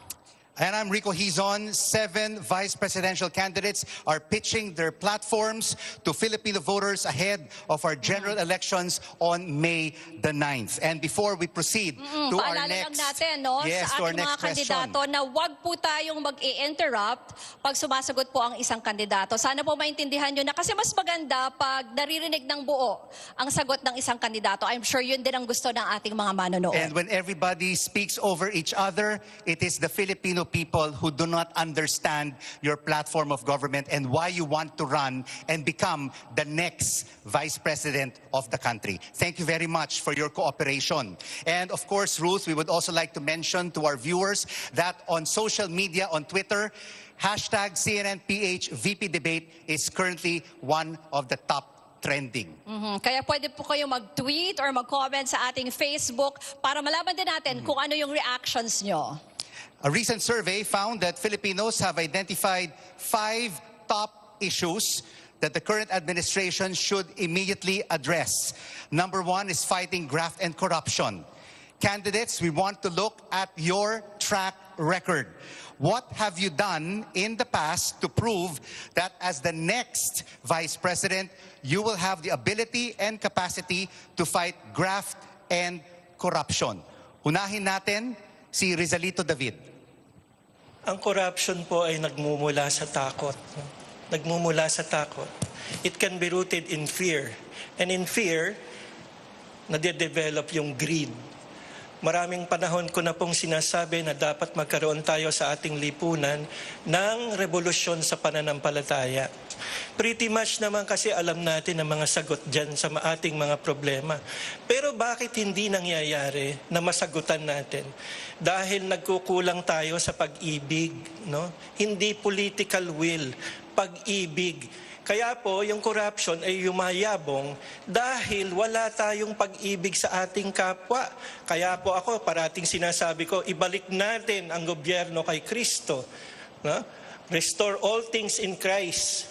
Yun ang pratikong panawagan. Magkaroon tayo ng himagsikan sa ating pananampalataya.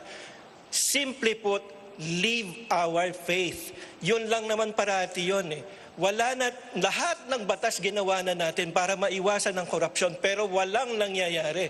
Bakit? Kasi nasa puso yun, yung takot at yung kasakiman, no? Na kailangan mawala at mawawala lamang yan kung tayo'y magbabago. Magkaroon ng pagbabago ang lipunan kung ang bawat isa ay magkakaroon ng pagpapanibago sa pamamagitan ng pag-aalay ng sarili sa mga turo ng ating Panginoon. Senator Kiko Pangilinan, your track record on fighting graft and corruption. Well, 3 beses na tayong hinalal ng ating mga kababayan bilang senador mula noong 2001 at mahalaga sa akin ang tiwala na ibinigay sa atin ng ating mga kababayan. Kaya tiniyak natin na sa 3 termino natin ni minsan, hindi tayo nasangkot sa anumang kaso ng anomalya, number 1. So maliwanag yan. Number 2, nung tayo ay NFA chairman ng NFA board, for the first time in 42 years, nag-reject ng bid ang NFA dahil masyadong mataas. In fact, 4 na beses tayo nag-reject ng bid. Hindi daw nangyari yan sa 42 taon ng NFA. Bakit nag-reject? Kasi mataas. Bakit mataas? Dahil merong isinisingit na tongpats. At sa 4 nating pag-reject, nabababa nila ang presyo ng Thailand at Vietnam ng kanilang ino-offer na bigas. At nakatipid tayo ng 7 billion pesos dahil dito. So, yan ang ating track record. At siyempre, nung first term natin, talagang binusisi natin at dinepensa ang pagmamodernisa ng ating justice system. Dinagdagan natin ang sahod ng mga huwes, binaba natin ang vacancy rate sa huwes nung tayo member ng JBC, nadagdagan din ang benepisyo ng ating mga prosecutor. Dahil pag malakas ang sistema ng katarungan, talaga ang corruption mababawasan talaga dahil napaparusahan ang dapat parusahan. Now may we hear from Manny Lopez. Thank you. As a private citizen, businessman, and public official, I once served also in NFA Grains Corp as its president and general manager. And I fought graft and corruption to the fullest extent of my capability and my ability. And I lost. Why? Because there is no political will to fight graft and corruption in this country. It has become endemic, and it seems to get worse as we elect more distinguished legislators and more distinguished officials. So, what do we propose? How do we address graft and corruption more effectively? We can look at it from a systemic perspective, because graft and corruption in this country has become systemic. It does require systemic solutions. And we have this e-governance system that could address specific loopholes in the public financial system. And we can adopt this. This is likewise a UN-approved and supported initiative. And as our distinguished colleagues here have mentioned, fighting graft and corruption will require a renewal of our faith in ourselves, in our country, and our desire to fight graft and corruption. Let's move on sa isa pang mainit na issue. Noong November, the International Criminal Court put on hold its investigation into the country's controversial war on drugs. It was in response to the government's deferral request. Ang sabi ng gobyerno natin, gagawa na lang daw sila ng sarili nilang investigasyon dito. Candidates, your presidents have different views on cooperating or not with the ICC. But we want to know first and foremost from you, will you push to have the country rejoin the ICC? Please explain your answer. We start with SP Soto. Yes, obviously, because we passed in the Senate a resolution and a petition I filed with the Supreme Court na sinasabi namin sa Supreme Court na desisyonan yung sinasabi na kapag kami ay pumasok sa isang agreement or treaty, two-thirds vote ang binibigay ng konstitusyon at binibigay sa Senado at binibigay namin. Pero once mag-abrogate, ang sinasabi namin sa Senado, kailangan paalam din sa amin. Kailangan ipasa din namin na sinasabi namin payag kami i-abrogate.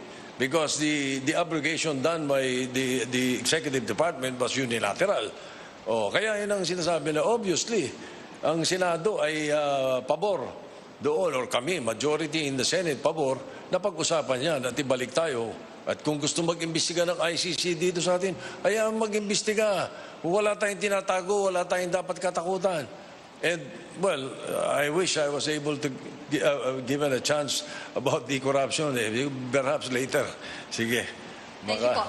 Puntahan natin si Mr. Serapio. Ano pong masasabi niyo sa rejoining ICC or not? Yes, as a respectable member of the international community, I join the Senate President in his stand that we should rejoin the International Criminal Court. And for that matter, we should also be part of all other international organizations which help promote international harmony, cooperation, and amity that is provided for in our Constitution. So that's my short answer to this question. And Doc Willie Ong, what is your point of view on this issue? Rejoin or stay out of the International Court? Salamat, Rico. Siyempre, yes tayo. Sasali tayo ulit sa ICC. Pero ang problema talaga natin itong war on drugs, di ba?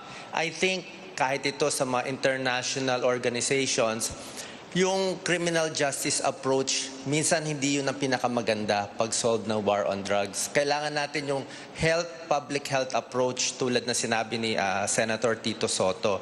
Ang addiction po kasi, may problema po sa prefrontal cortex. Dito sa harap natin, na-addict talaga yung tao.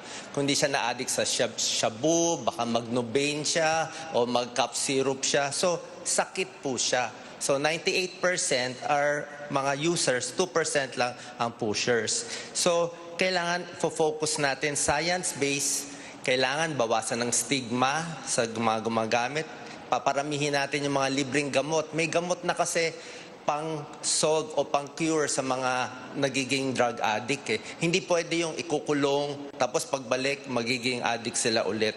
At paparamihan yung psychologists, psychiatrists, at ililibre yung mga gamot dito. Sa Maynila, kay Mayor Isko, talagang 97% ay nahuhuli at hindi sila napapatay. Napakinggan po natin yung mga response ng ating mga candidates that they will rejoin. What about cooperation with the ICC? And to what extent will you cooperate with the International Criminal Court? This question is for you, Walden Bello. Well, the short answer is full cooperation, and we will make sure that there's a coordination between our justice system and the ICC, because 27,000 extrajudicial executions directed from Malacanang, President Duterte cannot escape this responsibility. And he should be prosecuted, and I believe he will be prosecuted and brought to a cell in The Hague. And we will support it. Calyode and I will in fact support this. But I would just like to say something. Yung rewriting of history, si Senator Soto, he's rewriting history. Noong kasagsagan ng war on drugs, did he say anything critical of the president? Did he protect Senator Laila de Lima, who was a member of the Senate? No? I mean, he was just supportive during that time when the president was destroying the integrity of the Senate. No? So, Senator Soto, please don't rewrite history. You were an ally of the president until just very recently. Okay? So, let's be frank with our kababayan naman. Huwag tayo magsisinungaling dito. Kaya, mahirap ho yan. Hindi ho ba anti-terror law? Itinulak nyo? Oh boy, come on. Senate President. I think I think former Congressman Bello has got his figures all wrong. Una, and then later I want to ask, what do you mean by ally? If because kung dahil kami magkaibigan, ally na ako. I have preserved the independence of the Senate always. And you can ask the members of the minority and the majority. Ngayon, ito, why do I say he's got it all wrong? Kaya ako open na ang ICC mag-imbestiga rito. From the 2016 up to the present, October 2021, there were 258,000 drug operations. This is on the issue of illegal drugs, drug operations. There were 378,000 arrests. And there were only 6,021 related to these drug operations that died. So kung may EJK at sinasabi nila, binibintang nila kay President Duterte, dapat 378,000 ang patay. Hindi totoo yun, 21,000. Kung ano pinapadala nilang figures sa ICC, Senate hindi President, totoo yun. your time is up. You have the records speak for itself. Senator Kiko, the question now is to you. Will you cooperate with the ICC, just apart from rejoining? Yes, of course. In fact, we were one of those petitioners who questioned the withdrawal by the president of our membership in the ICC. So unfortunately, the Supreme Court did not share our view that the withdrawal should have been concurred by the Senate. So we will cooperate with the ICC. Yes. But again, a second petition was raised by the Senate President. Pero yung petition namin na kine-question yung pag-withdraw sa ICC ay hindi tinanggap ng Supreme Court. But yes, we will support first the rejoining, and we will cooperate. All right, Mr. Bello would like to rebut, but first we will go to Mr. Manny Lopez. I support the war on drugs because I see the implications of our nation becoming a narco state. While on the same premise, I also believe that human rights should be protected. So the president took this lose-lose proposition by the horn and to bring in foreign interference based on their values, based on their perceptions, to actually intervene in Philippine affairs is not a good proposition, not a good idea for the sake of our country and for our people. And so I think while there is a clamor to rejoin the ICC, it has to be timely. And we have to look at this biggest issue that is hounding the Duterte administration in a balanced manner. Balikan po natin si Mr. Bello for your rebuttal, sir. Yes, again, wag ho tayo mag-rewrite. Wag ho tayo mag-rewrite ng history, no? Kasi lahat naman, all the key legislative initiatives na itinulak ni President Duterte, who was the biggest backer? It was Mr. Soto. The Anti-Terror Act, the Public Services Act, the Retail Trade Liberalization Act, the Foreign Investment Amendment Act, the Rice Tariffication Act, you name it. He never dissented from any major legislative push by the President. Kaya hindi independent ang kandidatong ito. I mean, wag ho tayo mag-rewrite ng history. And, by the way, Mr. Soto, you never defended your colleague, Senator De Lima, when she was hauled out of the Senate. I mean, you just begged President Duterte to fall on your knees, and you didn't even oppose it. I did not. Okay. All right. Senate President, you were alluded to by Mr. Bello. Out of respect, this will be the final answer Yes. for this particular issue. Why don't you ask Senator De Lima herself? Because I did not allow her to be arrested in the Senate.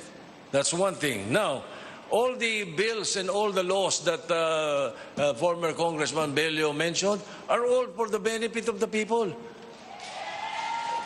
Anti-terror law, bakit? Gusto mo ba? Terrorist, kampi tayo sa terrorist.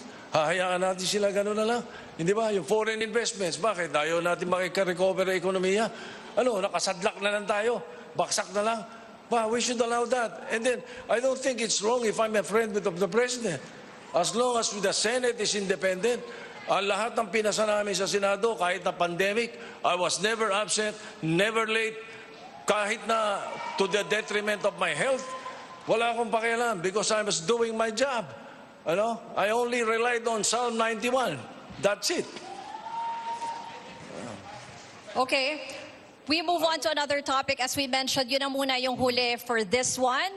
Yung susunod natin, a study finds that provinces where political dynasties thrive are generally poorer. Because of this, yung mga magkakapamilya po, hindi na nababantayan ng isa't isa, nawawalan ng checks and balances, nandiyan ang impunity, corruption, and even violence. But this year, elections are still dominated by political dynasties. Candidates, we want to know where you stand on this. We'll find out after a short break. This is a CNN Philippines special presentation. The Filipino Votes Vice Presidential Debate 2022.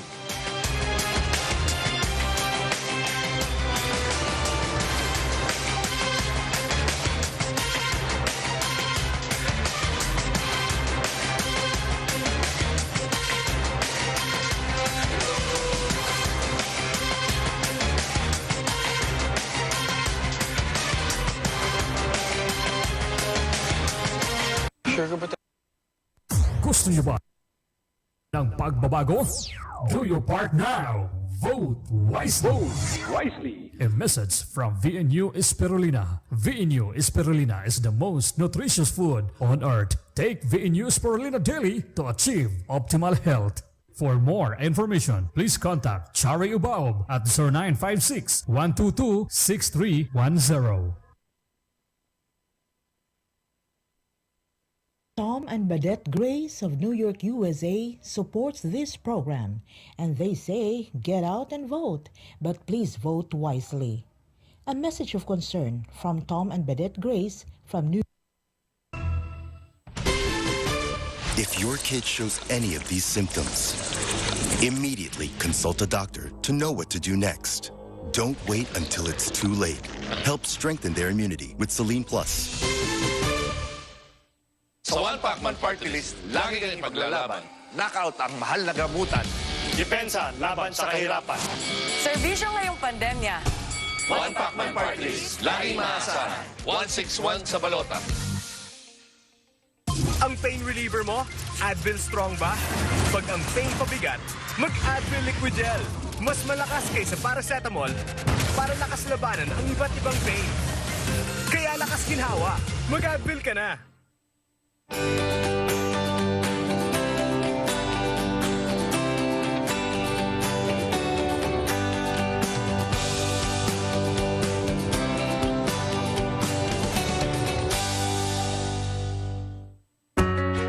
Take a closer look at Versailles Alabang Village.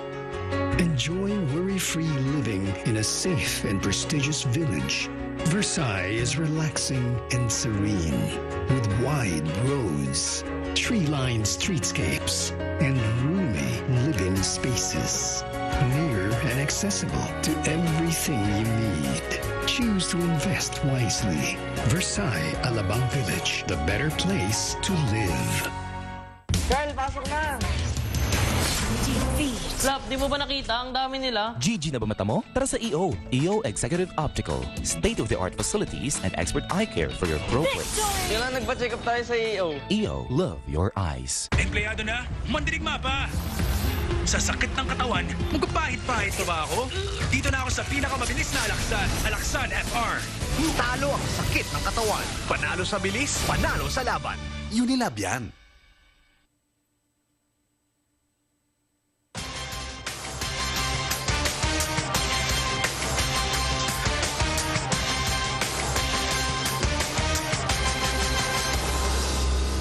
This is a CNN Philippines special presentation, The Filipino Votes Vice Presidential Debate 2022. Our topic this time, political dynasties. The Constitution explicitly prohibits political dynasties, but 3 decades later, no law has been passed to enforce it. Critics say it's because lawmakers themselves come from political dynasties. Pending pa rin ang anti-political dynasty bills sa Senado at sa lower house. What can you do differently as Vice President? As we said, a study finds that provinces where political dynasties thrive are generally poorer. Let's begin with Carlos Serapio. Salamat. Salamat. Ngayon lamang pumasok ang usapin o issue sa aming transition platform at program of action. Lahat ng pinag-uusapan kanina nakapasok sa lumang sistema. Kaya nahihirapan din kaming magtaas ng kamay at sumagot dito. Dahil ang banggaan sa ngayon ay sistema na luma at sistemang bago. Sa sistemang luma po, hindi mangyayari na malulutas at matutugunan ang layunin na tigilan ang political dynasty. Wala pong iniwan yan doon sa sinasabi ko na programa hindi pwedeng basahin ng isang sistema na incompatible to. Walang iniwan doon sa telepono na Nokia, hindi siya makakapagpatakbo ka ng Netflix dyan. Dahil ang power base ng operating system is an oligarchic and elitist dynastic power base. So there is incompatibility between the objective of ending political dynasties in the country and the operating system. So ang magagawa po namin ay yung aming sinusulong sa ngayon. Isinusulong namin ang paglalagay ng bagong sistema sa pagtatalaga ng puno bayanihang Constitution sapagkat doon hindi kailangan ng enabling legislation. The Constitution itself will provide that political dynasty should definitely be not tolerated. Sunod naman po nating maririnig si Dr. Willie Ong. Yes, oo. Bali, ako lang po tumatakbo sa pamilya ko. Wala kaming political dynasty. Pati si Mayor Isko, wala kayong mahanap na mga dumagoso na ibang tumakbo. Actually, syempre, ayaw natin ng political dynasty, di ba? Pero meron namang mga paraan. Masyado kasi tayong strict hindi naman matutuloy din to, hindi rin naman papasa. Pero pwede tayong gumawa ng mga variations. Baka pwede may gap muna, may isang term para at least hindi gamitin yung resources nung nahalal para tulungan yung anak niya, kamag-anak niya. Pwede rin naman so kailangan may gap, tsaka may limit lang yung dami ng kamag-anak na po pwede. Siguro 2 o 3. Isang plano ni Mayor Isko na naisip namin, dahil meron tayong 17 region gusto niya yung pag-elect ng senators per region. Ito yung isang idea na magkakaroon ng 2 senator per region, so 34 lahat. So makakatulong to sa pag-develop ng mga regions natin. Merong tututok sa mga Muslim Mindanao at iba. At bababa din yung gastos ng mga senador sa pagtakbo. Isa po to ang iniisip natin para maging mas balanse yung Pilipinas, hindi puro Maynila lang po. Salamat. Walden Delio, what are you going to do with the political dynasties? Well, the Marcos dynasty and the Duterte dynasty, we're seeing how they represent really the greatest evil of the political system that we have. Which is why it is very important for our people, if you really want to oppose political dynasties, here is the 2 dynasties that they boast. The South and the North row will get together to eat up the Philippines. The task is up to our voters. Do not elect these dynastic cliques coming to power. Make sure that you tell them that you are not going to come to power just to eat up the Philippines between the 2 of you. So nasa sa voters niyan ngayon. Okay? And that is why we are appealing, don't vote for these dynasts. And I'm really terribly sorry that Mayor Duterte is not here to face the people. She is a coward. Just like Bongbong Marcos is a fucking coward. Open naman po tayo just in case gustong magpadala ng response ni Mayor Sara Duterte. Oh, I would love to debate her. Wow! Moving on, still in politics, ito po para kay SP Soto. Surveys show former Senator Bongbong Marcos is leading by a wide margin. Our question is two-pronged. What if both of you win? What would a Marcos Soto administration look like? And how do you plan on working with the former senator? I have not given it a thought. In my sphere, we are working on the presidency of Senator Lacson. So hindi ko naiisip yun. Basta sa akin, kung sakasakaling kami ay pala rin, binigyan kami ng pagkakataon, I will use my experience and my competence in facing and addressing issues of national concerns. After 30 years, palagay ko naman ay nakahanda ako dito. So ganun ang aking thinking. So wala akong iniisip na kung iba ang mananalo at this point. And if Mayor Sara Duterte was here, we would also have asked her a similar question. If VP Robredo wins, what would a Robredo-Duterte administration look like?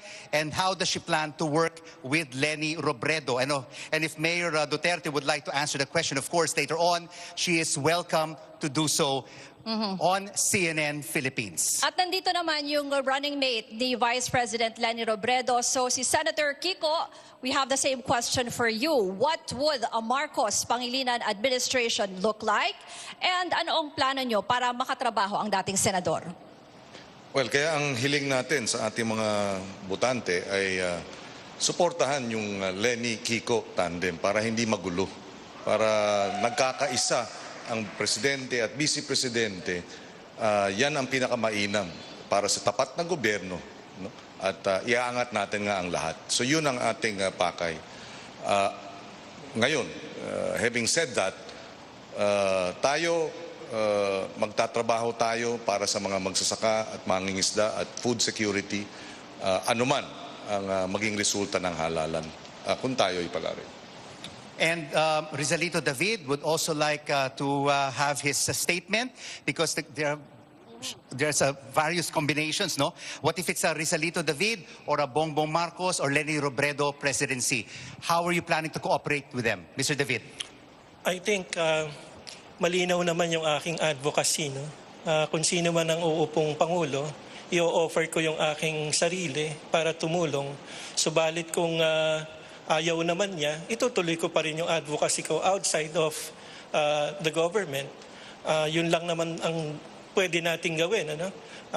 Kapag nagsalita na ang taong bayan, kung si Bongbong Marcos ang mananalo, which is very sad, no? Wala nang tayong magagawa doon. Babantayan na lang natin kung ano ang gagawin niya. Kapag siya'y ng abuso, gagamitin natin yung Office of the Vice President para siya ay, kumbagay, labanan doon sa kanyang pang-aabuso. Our next question goes to Carlos Serapio. The 2022 budget of the Office of the Vice President is over 700 million pesos, and that is 21% lower than last year. How do you plan to spend that amount as Vice President? Well, we have designed, that means the political party has designed the Office of the Vice President, not just to support the President, and also at the same time to abide by the constitutional provision on the role of the Vice President. But we want the Office of the Vice President to be a table of idealism. It will be a table of philosophy, of advocacy, of aspirations, of vision. Most especially, it will be a table for the young people, for the young generation. Yung experience namin sa halos 50 taon ng pakikipaglaban para sa pagbabago ng ating sistema ay iyon ang maibabahagi natin sa ating mga kabataan. Sa ngayon kasi, ang nakikita nila, puro yung away sa kasalukuyang sistema. Labanan ng kulay at labanan lamang ng kung sino ang mas mabuti o sino ang mas masama. We are in a state of moral convolution. And unfortunately, our politics, our elections have not really been able to resolve this issue of moral convolution. And therefore, we have to introduce what we call as strategic, innovative exercises in the political process so that our young people will see something different than what is going on with our politics. So yung budget na yung kakasya na yun para namin maisagawa iyan. Ngayon naman po, pakinggan natin si Mr. Ronnie Lopez. Paano niyo po gagastusin ang budget ng OVP? Before I answer that, can I backtrack a bit on the political dynasty? I'd like to say that in fairness to our political spectrum, there are good dynasties, there are bad dynasties, and there are terrible dynasties. And to avoid the prospect of having terrible dynasties, we have to do something. We have to initiate some initiatives, some reforms to prevent the occurrence or the incumbency of bad dynasties. And I think this is high time because the political landscape is now packed with dynasties. And if the country is being uplifted as a result of this leadership spectrum of having more dynasties, then so be it, if that's good for the country. But apparently, we are lagging behind as a country and as a people. And so therefore, we propose, under the Labour Party, a structural and political reform agenda that will empower the people once more. And this is through a people's initiative. A functional people's initiative with a prescribed implementation guidelines that could enable ordinary citizens to legislate, to amend laws, or rescind laws. This is a CNN Philippines special presentation at the University of Santo Tomas. When we come back, we'll ask questions about taxes. You're watching the Filipino Votes Vice Presidential Debate 2022.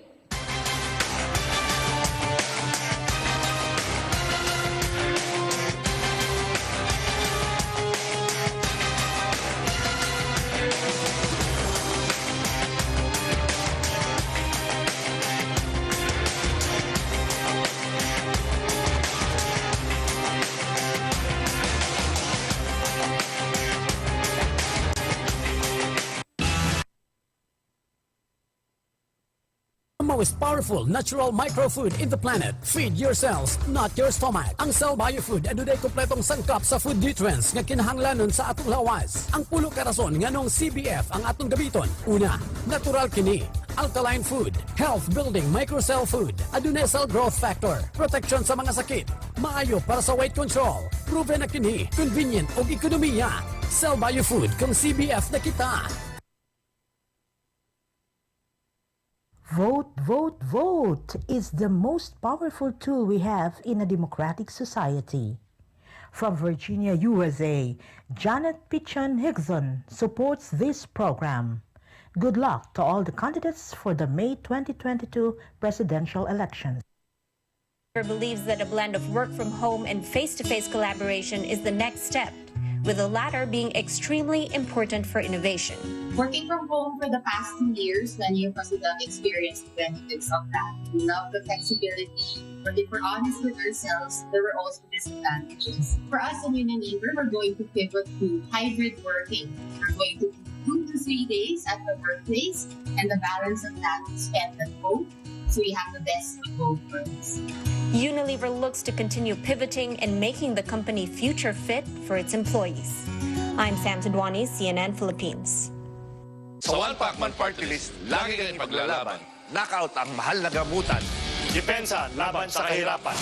Serbisyo ngayong pandemya. One Pacman Party List, laging maasahan. 161 sa balota. Help get stronger immunity to match your good looks with Conzace. Its superior combination of zinc, vitamins A, C, and E are proven to help strengthen immunity and maintain healthy skin and hair. Help build stronger immunity that shows. Do it with Conzace. Unilab yan. Lazada 3 birthday opening sale. 1 month celebration with free shipping. Flash sales at Hizon deals. 3 birthday opening sale. Starts March 3 to 7. Mabahong ref?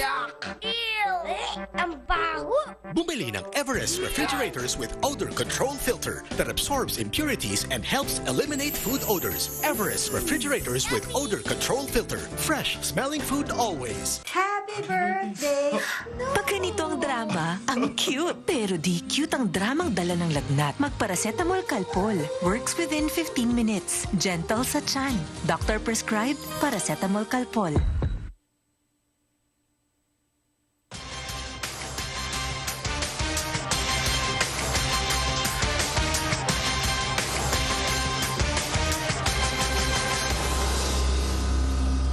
We are live at the University of Santo Tomas Quadricentennial Pavilion, and you are watching a CNN Philippines special presentation, The Filipino Votes, Vice Presidential Debate 2022.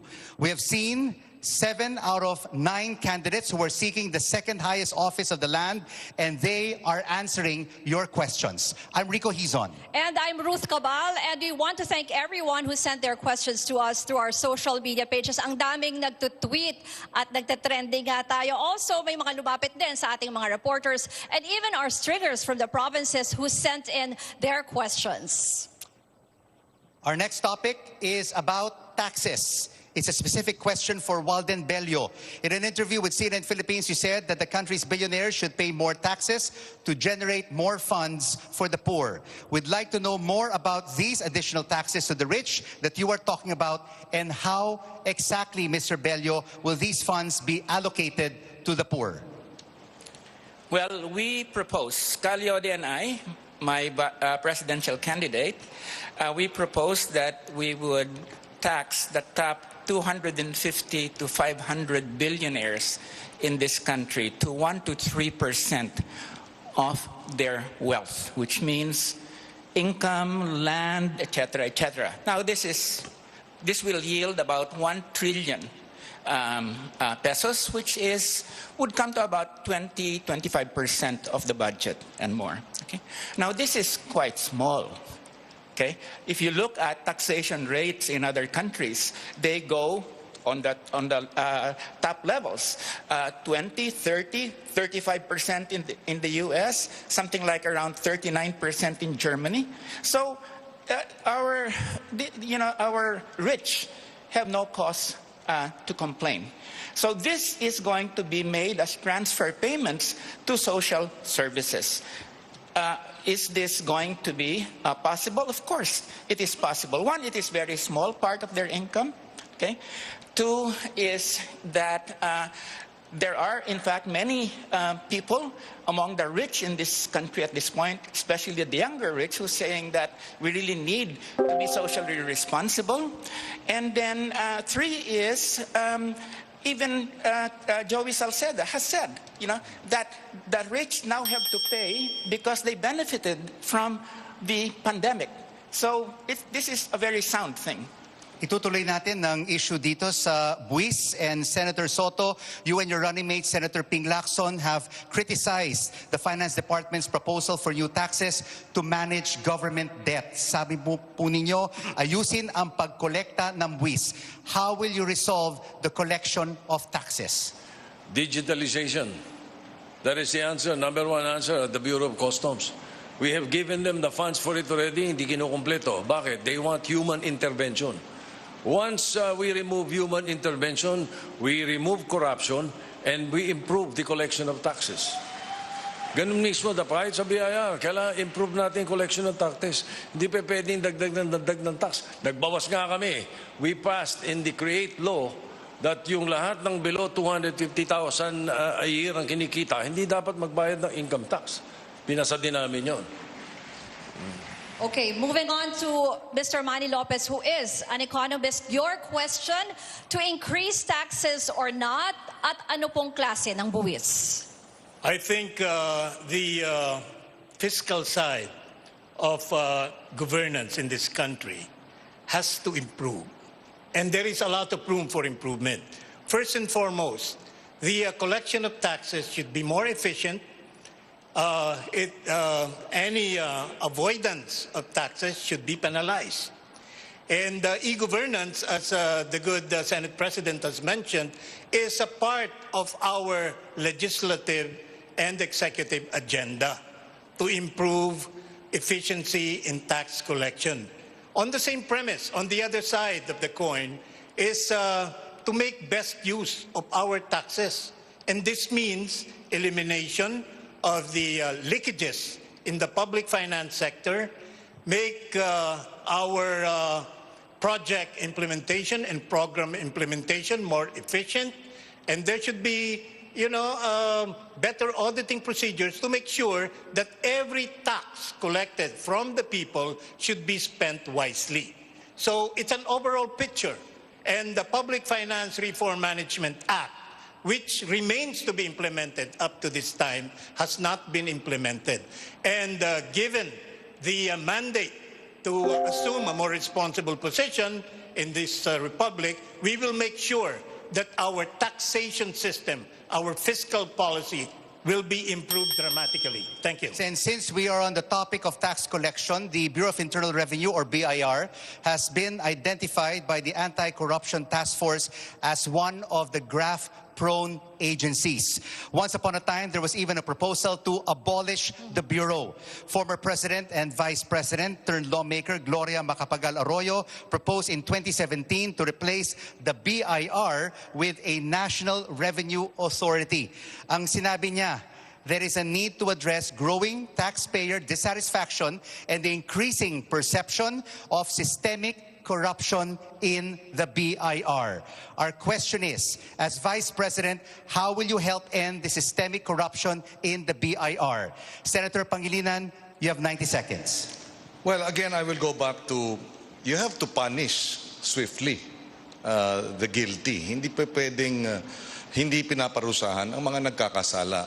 Ang nangyayari kasi, pag ikaw ay magnakaw nga ng mas marami, mas meron kang abogado, makakalusot ka dahil mabagal ang sistema ng katarungan. In the long run, you have to modernize your judiciary. You cannot have a modern judiciary with a third world budget.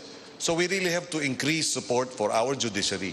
Dagdagan pa ang benefits ng mga huwes, mga prosecutor, ng mga court staff para maging efficient. Increase the budget. If we can double it, why not? And in exchange, dapat mabilis ang paglilitis. Ngayon kasi 6 na taon ang average na paglilitis. Dapat yan mabawasan sa 3 o 2 taon na lamang. Dahil pag mas marami ang napaparusahan sa mabilis na paraan, talagang magkakaroon ng takot at respeto sa ating mga batas. So that's how you address corruption, and that's how you address itong misfeasance or pang-aabuso sa pwesto. Hindi lang ng BIR at iba pang mga ahensya. Balikan ko rin lang, between imposing more taxes and having a more efficient system of collection, we would always should prioritize the latter. Dahil hindi nakokolekta. 700 billion pesos a year, sabi ng COA, ang nawawala sa corruption. Siyempre, ang pakiramdam ng taxpayer, ibinabayad ko sa inyo, ninanakaw lang ninyo. So kinakailangan talaga ng mabilis na paglilitis at parusa ng corruption issues. So, Senator Pangilinan, paano natin pwedeng iksian ang paglilitis? Alam natin dito ang hustisya sa Pilipinas matagal sa mga korte. Unang-una, fill up all the vacancies in our court system. There are about 25% of our courts walang judge, kaya mabagal. To add more courts para yung dami ng kaso ay hindi na overloaded ang court system natin. And of course, hire more judges, give them more support, and then ito nga, convene the JELAC, which is the Judiciary Executive Legislative Advisory Council. The Senate President, the Speaker of the House, the Chief Justice, and the President of the country sits in the JELAC. It has been convened twice in 2008. It should be convened when the next administration comes in. And we talk about budgetary support. We talk about magkano pa ang kailangan para talagang marami na ang ating courts para mabawasan o bumilis ang paglilitis. Pagka masyadong maraming kaso, isang judge, mabagal talaga. Pag mas marami ang korte, mas marami ang judges, mas mabilis ang desisyon. At magiging 2 years na lang yan. Balikan natin yung original na tanong kay Dr. Willie Ong. Ano po ang gagawin nyo para labanan ang systemic corruption sa BIR? Yes, talaga mahirap talaga magbayad ng tax dito sa atin eh. Minsan gusto mo na magbayad ng tunay, ayaw pa rin nila tanggapin, kailangan may lagay. Tama naman po sinabi ni Senator Tito Soto, kailangan i-computerize. Alisin yung usap ng tao sa tao, dyan makukuha yung corruption. Pwede natin i-simplify yung pagbayad ng tax. Isa pa, pwede natin i-broaden, paramihin yung nagbabayad ng tax. Ayon sa pag-aaral, parang 19% lang ang nagbabayad eh. Kaya nahihirapan yung 19%. Kung mas marami ang magbabayad, mas magaan ito. At i-encourage natin yung mga tao na magbayad. Kasi yung buwis na binabayad nyo, yan ang pang sweldo sa teacher, di ba? Para proud tayo na magbayad. Pwede rin ayusin yung BIR eh. May concept na i-retire mo, tapos i-rehire mo yung iba. Pwede natin gawin to para malinis yung mga bad apples. Tuloy-tuloy din yung tulong natin sa MSME. Dagdag ko lang sa ibang bansa, meron silang philanthropy mindset eh. Meron silang Bill Gates, Warren Buffett, ang laking pera binibigay, long-term tulong sa Amerika. Sa atin, yung mayayaman natin, parang walang philanthropy mindset eh. Pero kulang tayo dyan. Kung yung mga mayayaman sa Pilipinas, gagawa ng long-term projects para ma-alleviate, matulungan tayong mga mahihirap. Salamat po. Walden Bello, your response. Well, I think that, let's be honest, no? Alam naman natin tax breaks na binibigay ng ating executive as well as the Senate and the House, no? Yung napakalaking tax break, yan yung create law. Binabaan yung corporate income tax from 30% to 20%. And for foreign businesses, from 30 to 25%. Ang laki, trilyon na nawala sa atin yan. Ang tagal na ng agenda nila, even before pandemic. Pero ginamit tayo, they used the pandemic to get what they wanted. So, Senator Soto, Senator Pangilinan, pareho kayo nagboto sa CREATE Act that gave big tax breaks. So what are you saying, that you are not guilty of this process? Tama na yan, kalokohan na yan. Senator Soto. When we pass laws, it's the Congress that pass. Bakit pinag-iinitan mo kami dalawa? Senator Soto. Well, I don't think we should, huwag na natin patulan yung mga ganong style. May I first? Kiko? Yes. Kiko. And then we go to Mr. Manny Lopez. Yes, again, the issue of taxation is really a very sticky issue, no? Pero, nasa gitna tayo ng pandemya, hindi lang yung maliliit, pati yung mga malalaki na naapektuhan ng pandemya, yung negosyo nagsasara. And the CREATE law precisely, binabaan ito as a means to be able to provide support. Even the biggest companies like itong mga airline companies, bilyon-bilyon din ang nawawala sa kanila dahil dito sa pandemya. So we voted in favor of that because we recognize na iba ang kondisyon sa ngayon because of the pandemic. Unprecedented yung bagsak ng ating ekonomiya, unprecedented itong kawalan ng hanap buhay at trabaho. Kaya dapat unprecedented din ang kilos. I can understand yung concern ni Professor Bello regarding itong mga tax perks and tax breaks. But because it was a different, never before experienced pandemic which really killed, bagsak talaga yung ekonomiya, we felt it best to provide assistance and support for companies. Mr. Manny Lopez. I have a question to my fraternity brad, Senator Kiko Pangilinan. A very simple question lang, Brad. Kaya nyo bang, since you mentioned about judicial independence and objectivity, kaya nyo bang litisin ang fellow senator nyo kung nagkaroon ng malaking issue or participation in graft and corruption. I happen to be a participant of the Million People March. At ipinagmarcha po namin yan. And maraming mga legislators ang nasangkot dyan, reportedly about 100. Mabuti na lang ang fraternity brad ko, hindi kasali doon. And si Senator Soto. But as a general question, kaya nyo bang litisin ang kapwa nyo senador kung nasangkot sa graft and corruption? Well, that's... Very short answer lang po. Merong ethics committee sa ating Senado, but of course, paglilitis ang pinag-usapan, sa hudikatura yan. No? And in fact, ang nangyari nga, nitong nakaraan, 3 senador ang nakulong, no? Dahil dun sa paglilitis sa Napoles Fund. Pero nung nanalo na ang bagong administration, o bago pa man at nung nanalo, yun, nabaliktad yung sitwasyon. Senate President Tito Soto, and then finally, Yes. before we go to the break, Mr. Serapio. Yes, the answer is in the affirmative. There is a committee on ethics. If there is a case filed against a senator, we will investigate, no matter what. Briefly, Mr. Serapio. Ito po sistemang ito has reached its point of incompetence. No matter kung anumang subsystem or sectoral reform ang gawin, hindi po maaayos yan. Ang pinakasagot talaga rito ay total system change po. Kinakailangan tumawid tayo from the old political system to a new one. This is in the nature ng unitary system will always have this kind of problem po. Ganun po ang mangyayari dyan. And speaking of corruption, it will be one of the priority topics in tomorrow's presidential debate with our very own Pio Ontiveros and Pinky Webb. Tune in to CNN Philippines for the presidential debate at 5 p.m. You're watching the Filipino Votes Vice Presidential Debate 2022 right here at the University of San.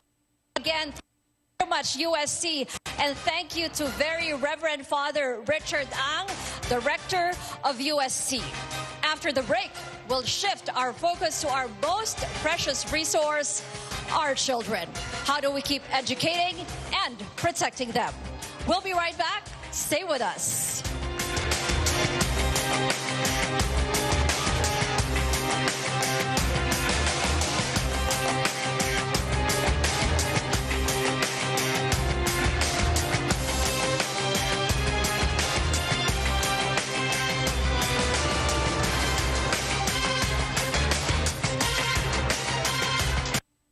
Gusto niyo ba ang pagbabago?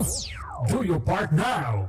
Vote wisely. Vote wisely. A message from VNU Spirulina. VNU Spirulina is the most nutritious food on earth. Take VNU Spirulina daily to achieve optimal health. For more information, please contact Chari Ubaob at 0956-122-6310. Friends of Susan from the program Susan Live on RPN every Tuesday and Friday supports the Filipino Votes Presidential and Vice Presidential Debate 2022. Remember, your vote is precious, so use it. From Friends of Susan. Don't fail to follow Susan Live Tuesdays at 10 a.m. and Fridays at 7 p.m. on RPN TV5 and DXKO Radio, Cagayan de Oro. Pacman Party List, lagi kayong paglalaban. Knockout ang mahal na gamutan. Depensa laban sa kahirapan. Serbisyo ngayong pandemya. One Pacman Party List, laging maasahan. 161 sa balota. Happy birthday! Pag ganito ang drama, ang cute. Pero di cute ang dramang dala ng lagnat. Magparacetamol Calpol. Works within 15 minutes. Gentle sa tiyan. Doctor prescribed paracetamol Calpol. Napansin ko, di na sinusuot ni Mama ang pustiso niya at di komportable. Baka gumalaw ang ngipin at di na magkasya ang pustiso pag di sinuot araw-araw. Use Polident para mas komportable ang kapit. Mag-Polident araw-araw.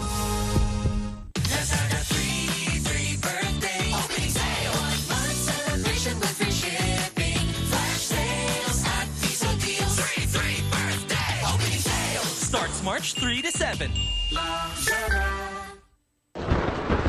Mukhang magkakasubukan na naman tayo Binabayo na po ng bagyong Ulysses ang malaking bahagi ng Mas Luzon. marami pang lugar ang posibleng maapektuhan ng El Nino. Naitala sa Dagupan City noong Sabado ang pinakamataas na heat index. mo kaming subukan. Matinding init man yan, umalakas na bagyo. Hindi mo kayang vulkasil ko. Vulkasil. Para sa akin, ito ang tipong subok ng panahon.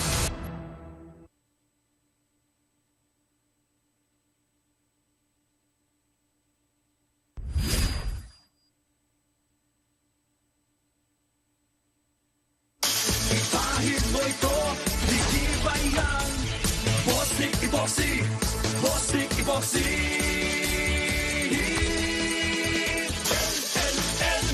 El General!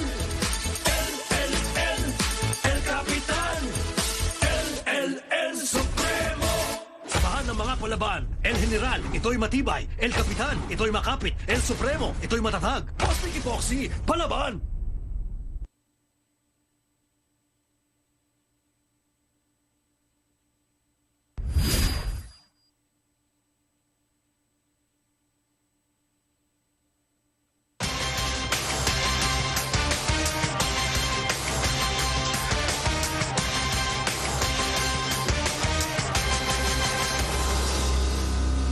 This is the CNN Philippines special presentation, the Filipino Votes Vice Presidential Debate 2022, right here at the University of Santo Tomas. I'm Ruth Cabal.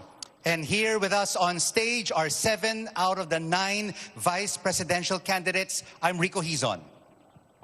The UNICEF reported that since the pandemic was declared, we have seen an increase in children who have been left hungry, isolated, abused, and anxious. In addition, the pandemic has caused the most severe education disruption in the world. Dito po natin nakita yung isang problema sa bansa natin, yung gap, yung pagitan sa rich and poor students, lalo na pagdating sa internet access.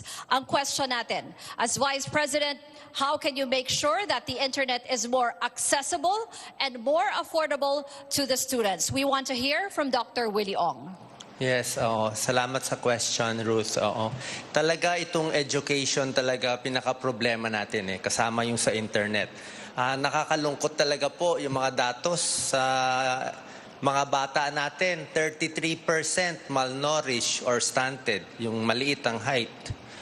Dati ang data, 50% may bulati sa tiyan. Paano mag-aaral kung anemic? 10,000 na bata namamatay bawat taon sa diarrhea. Maruming tubig, walang pang ospital. Kaya yung access sa internet, may plano kami ni Mayor Isko dyan sa fiber optic na gagawin niya. Pagdating sa school, ano problema natin? Bullying. Nako, sa Twitter natin ngayon, baka marami na nag-away. Philippines, 45% ang bullying. Sa ibang bansa, 8% lang. Kaya kita nyo naman internet natin. Isa pa, ito medyo hindi alam ito ng kababayan natin.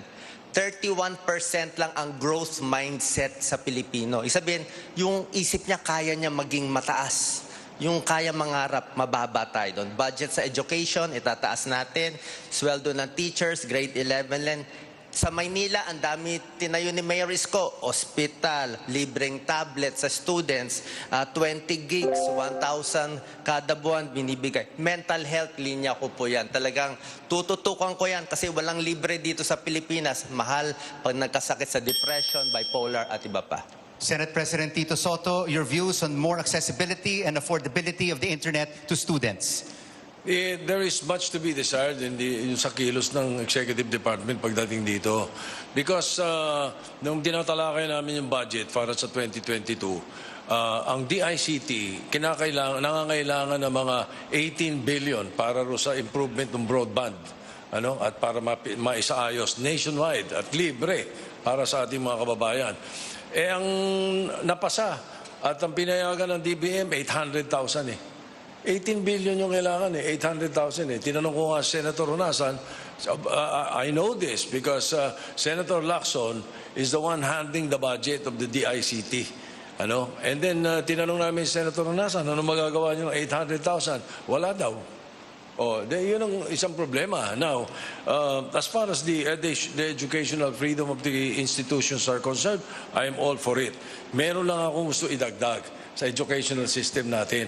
Dapat yung grade 5, grade 6, grade 7, meron drug abuse resistance education program.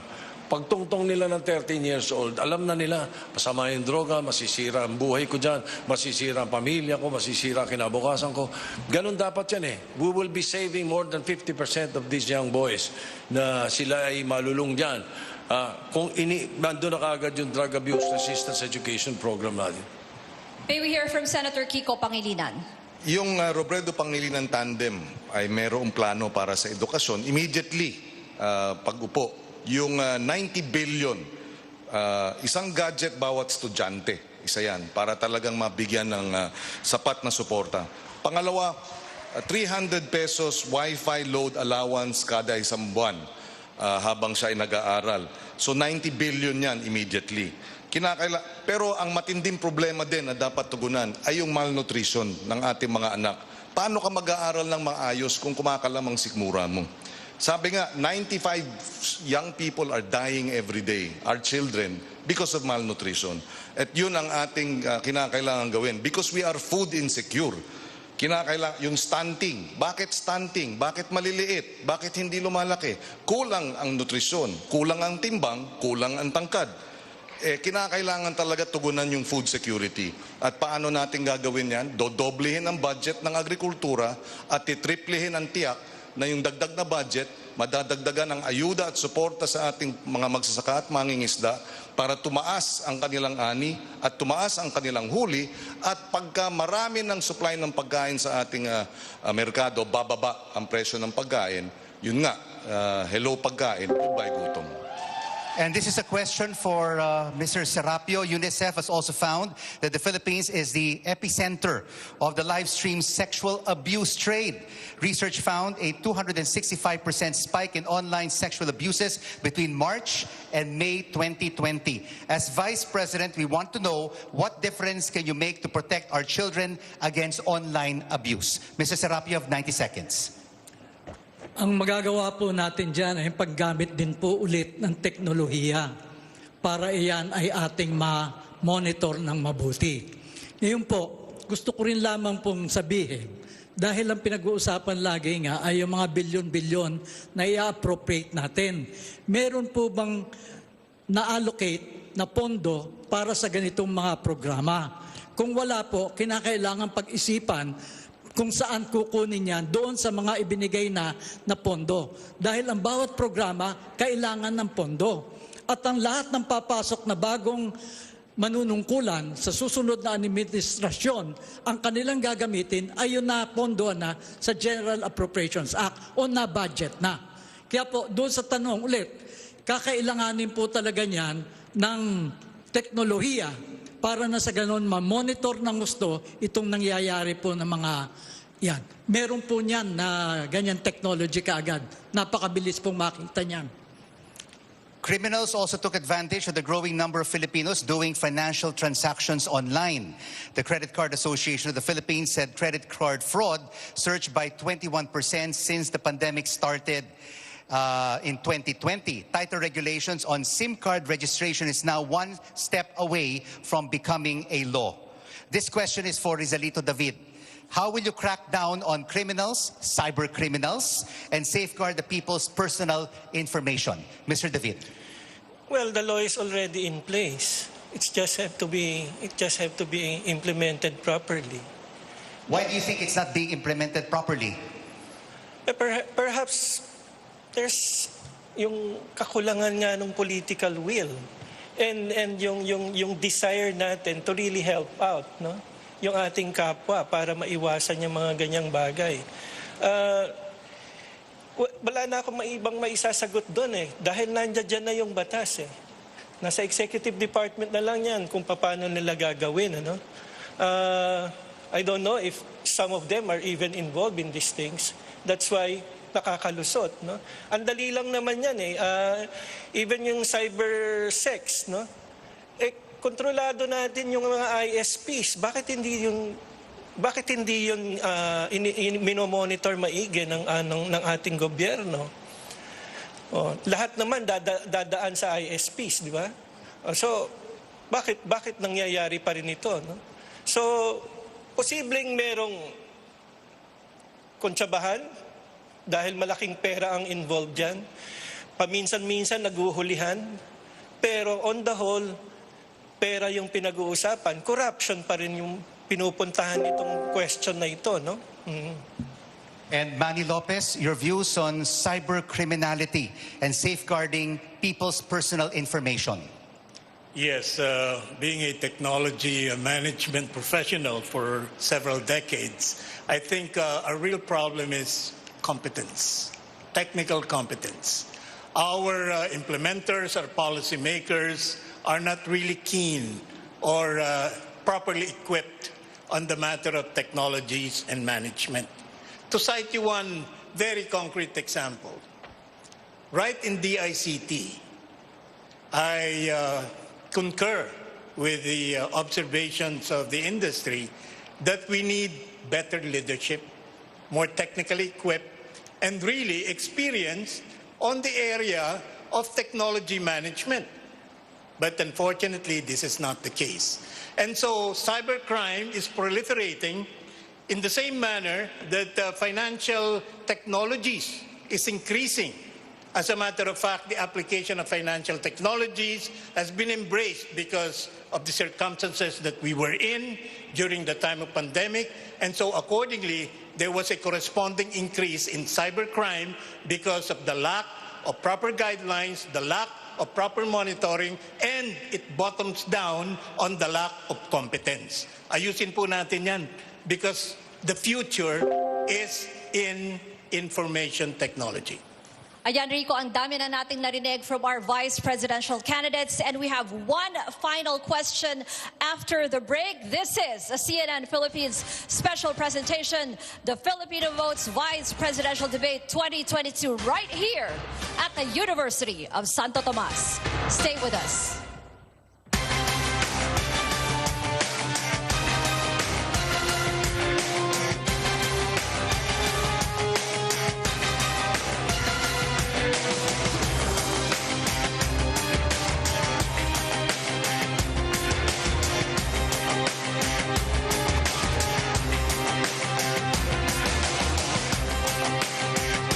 Toothpaste ba panlinis mo ng pustiso? Nagdudulot ito ng gasgas na maaaring pamahayan ng bakterya. Ang pustiso ay mas malambot kaysa totoong ngipin. Use Polident Cleanser that kills 10 times more bacteria than regular toothpaste. Polident.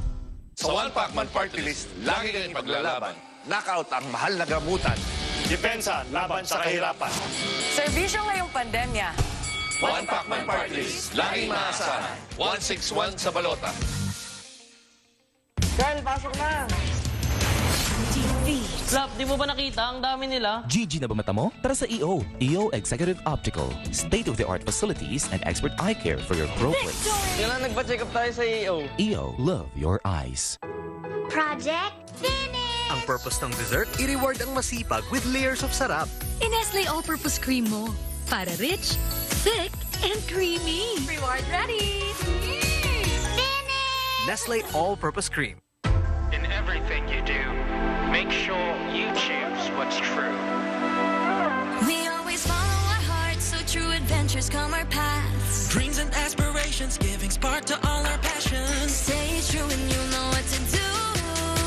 And choose the bonds that are true. We choose what's true. We choose GSM Blue. Choose what's true.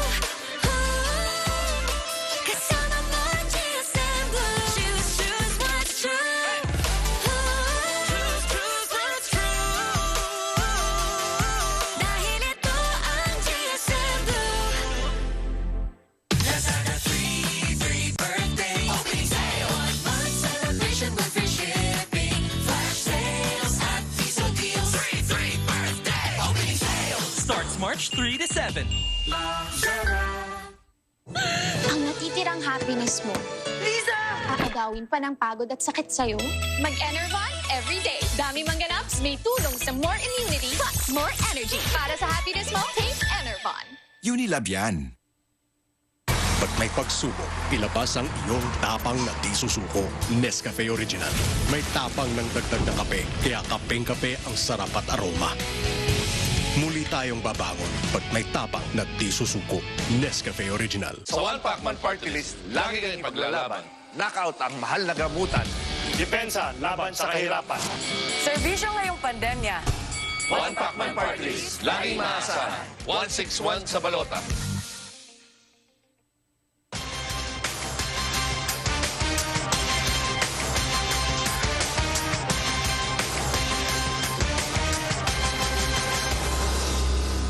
You are joining us live at the Quadricentennial Pavilion at the University of Santo Tomas. And we have one question left for our candidates, which will serve as our closing statement in this CNN Philippines Vice Presidential Debate. I'm Rico Hizon. And I'm Ruth Cabal, and here is our final question, which will serve as your closing statement.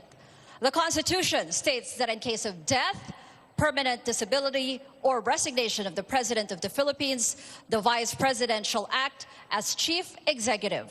Question, candidates, are you ready to assume the presidency should an emergency happen? And what would that leadership look like? We start the question with Senator Soto kasi kanina nung intro we started with Congressman Bello. Go ahead, sir. Thank you. I have built consensus with 23 republics as President of the Senate for almost 4 years.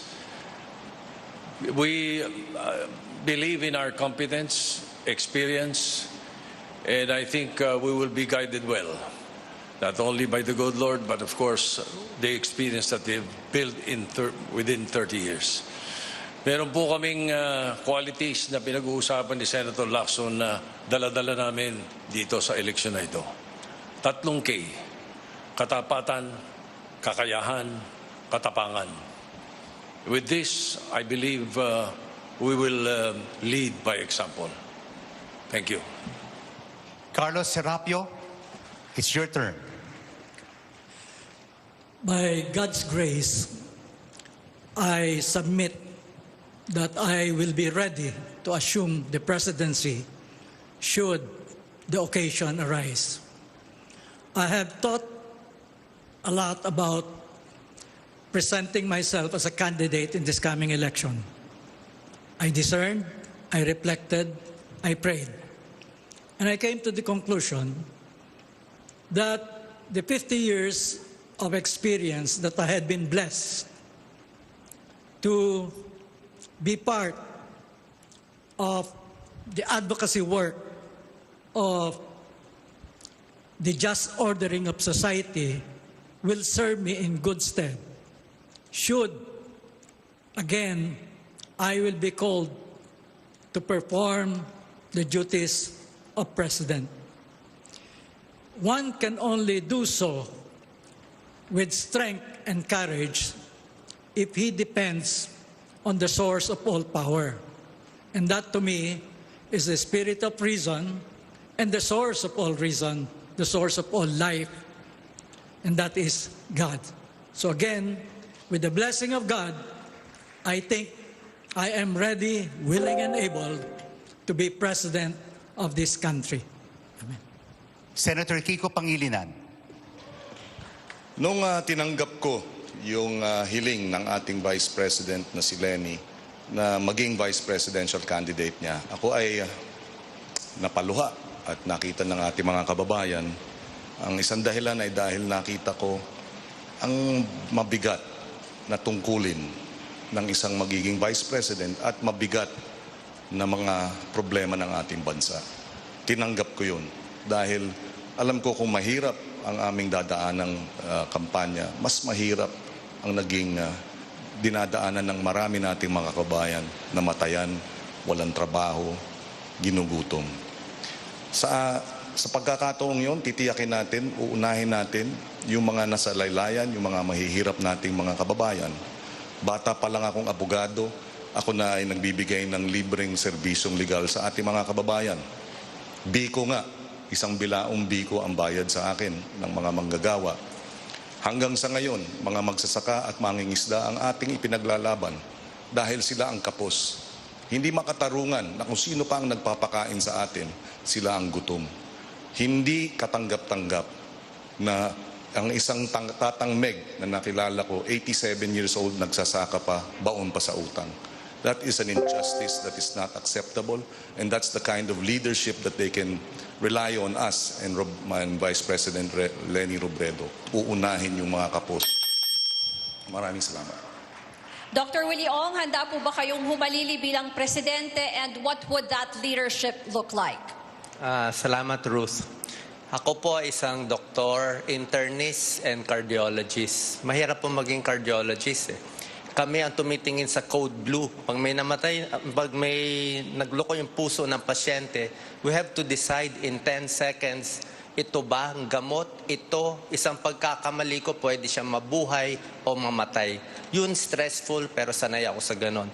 Dito sa gobyerno, marami kang advisor, pwede ka pa maghintay ng 1 linggo bago mag-decide. So tuloy-tuloy yung polisiya na plano ng aming program ni Mayor Isko. Meron kaming bilis kilos, 10-point program. Madalas for the past 4 months, ito po yung ginagawa namin. So tutuloy lang po natin to. Ako po ay isang doktor, 27 years. Libre ang serbisyo sa ating kababayan. Alam niyo, wala akong kaaway dito eh. Pwede naman tumakbo sa politika, walang kaaway. At sabihin ko na lang po, wala po akong campaign funds. Hindi ako tumatanggap sa kahit sinong negosyante. Eh kung tsatsamba tayo maging presidente, di makaka-decide ako ng napakaganda. Kung ano yung mga decision nyo sa West Philippine Sea, sa mining, yun ang magiging decision ko. Kasi walang humahawak sa akin. Kaya ko tumakbo, Facebook lang, at sa tulong at pagmamahal ninyo. Dito ako magsaserve kung saan nyo po kayo ilalagay. Maraming salamat po. Mahal na mahal ko po kayo. God bless po sa ating lahat. Next, we have Mr. Manny Lopez. Ako lang po ang kandidato para Vice Presidente na walang ka-official tandem na presidente. But I will fully commit to support the best, most qualified, and committed presidential candidate who will serve the interest and welfare of our people. I was tasked by the Labour Party leadership to seek the vice presidency in our collective effort to help rebuild the economy, address this unprecedented crisis, come up with proper solutions that will effect real change and reform, build a strong, just, and a progressive nation to help make lives better for our long-suffering people. Ako po bilang isang ekonomista at management professional, we came up with a 10-point socio-economic development and political reform agenda to help uplift the lives of our people. And bilang vice presidential candidate ng Labour Party, ako po ay handa na maglingkod sa ating sambayanan upang maitawid natin itong ating mga suliranin na haharapin sa mga darating na panahon. Salamat po. Rizalito David, are you ready to assume the presidency should an emergency happen, and what would that leadership look like? We are destined to greatness. Yan po ang pangarap ng Diyos para sa atin, subalit hindi nangyayari dahil may mga tao na pinipigilan na mangyari ang mga bagay na yan. Ako po ay pinanganak sa Tondo, doon lumaki, nag-aral sa pamantasan ng Pilipinas sa Los Baños.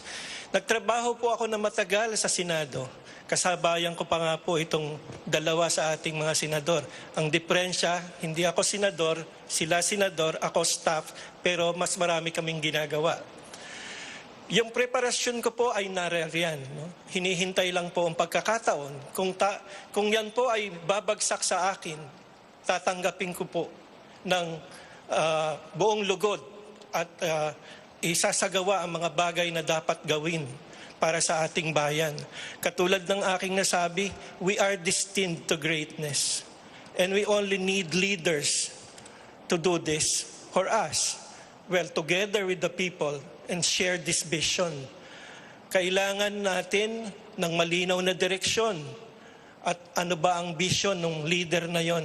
Malinaw na po sa akin yan. Naisulat ko na po yan doon sa aking tinatawag na rebuild. At pinakita ko pa nga po kanina doon sa mga staff ng CNN kung ano itong sinulat ko na ito. Ako po'y nakahanda para sa ganyang pagkakataon. Marami pong salamat. Walden Bello. Thank you very much, and thank you very much to CNN for this opportunity.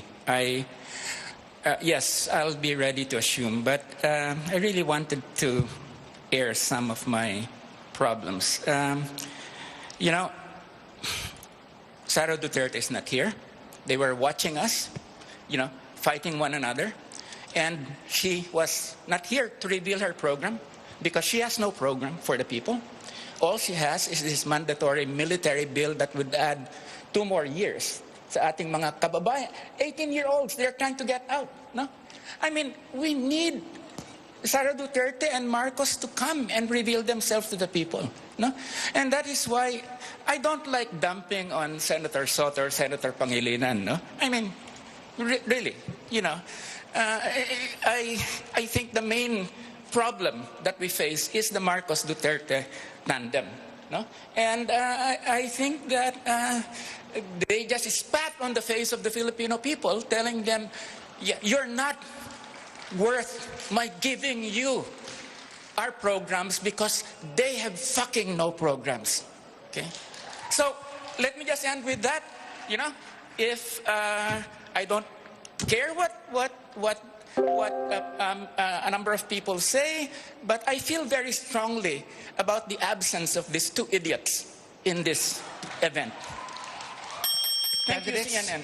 Candidates, we would like to thank you for your very generous time and for revealing to the Filipino people, sa buong sambayanan, ang inyong plataforma at programa kung kayo ang magiging vice-presidente ng Pilipinas. And after any debate, people often ask, who won? Who stood out? And who is the most qualified? So tell us what you think via the CNN Philippines digital platforms. At marami na nga tayong reactions ngayon sa Twitter and Facebook. So to our audience, keep them coming. We want to hear from you. Alam mo, Rico, kasi yung mga ganitong debate, para makilala ang ating mga kandidato at marinig silang lahat. And again, we want to thank our candidates. And gusto rin natin pasalamatan ang ating virtual audience who joined us for this Vice Presidential Debate 2022. And of course, thank you very much to our host, the University of Santo Tomas. Maraming salamat po. Let's call in our candidates in alphabetical order. Former Akbayan Party List Representative Walden Bello. Please join us.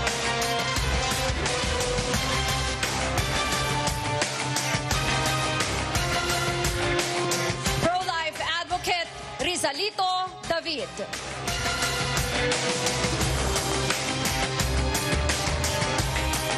Economist Manny S.D. Lopez.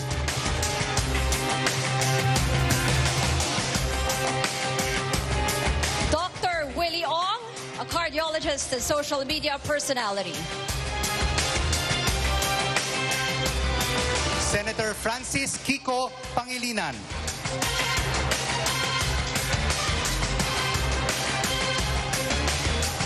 Lawyer Carlos Serapio.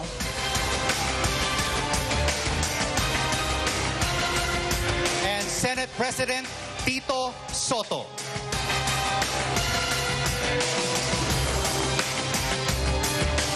Maraming salamat po sa ating mga kandidato. Ako po si Ruth Cabal. And I am Rico Hizon. Join us again tomorrow where 9 out of the 10 presidential candidates will be here, right here on the stage at the Quadricentennial Pavilion at the University of Santo Tomas to answer your questions. 5 to 7 p.m. Thank you for watching this CNN Philippines special presentation. The Filipino Votes Vice Presidential Debate 2022. Thank you.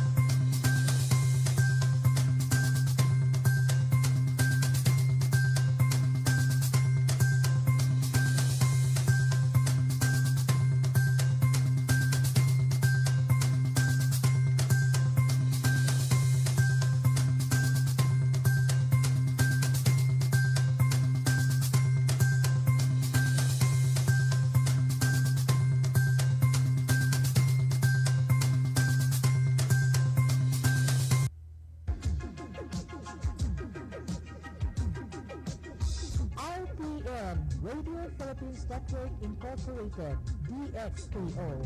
13 sa Sinday Utso sa dial sa inyong radyo. RPN DXKO, ang Radyo Ronda dili sa Dakbayan sa Cagayan de Oro. Sibiyahan na may galaon sa katawhan, andam mo serbisyo sa tanan. Ang RPN DXKO Radyo Ronda sakop sa KBP, kapisanan ng mga broadcaster ng Pilipinas.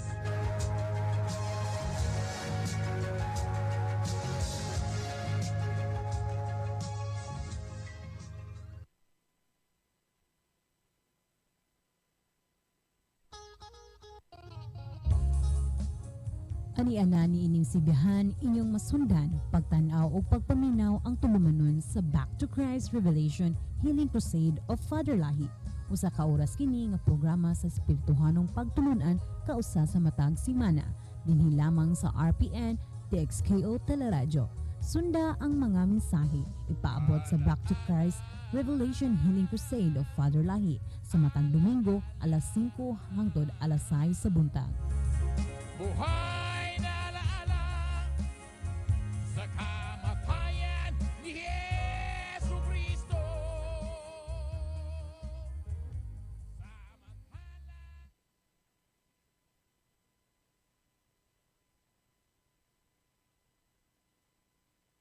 Atangi, may gala, batag adlawng Sabado, ang programang Caravan on Air sa Pure Himag Extra. Kauban ning inyong Kuya Ricky. Caravan on Air sa Pure Himag Extra. Sugod sa alas 7 hangtod sa alas 8 sa buntag. Dinhilang sa RPN DX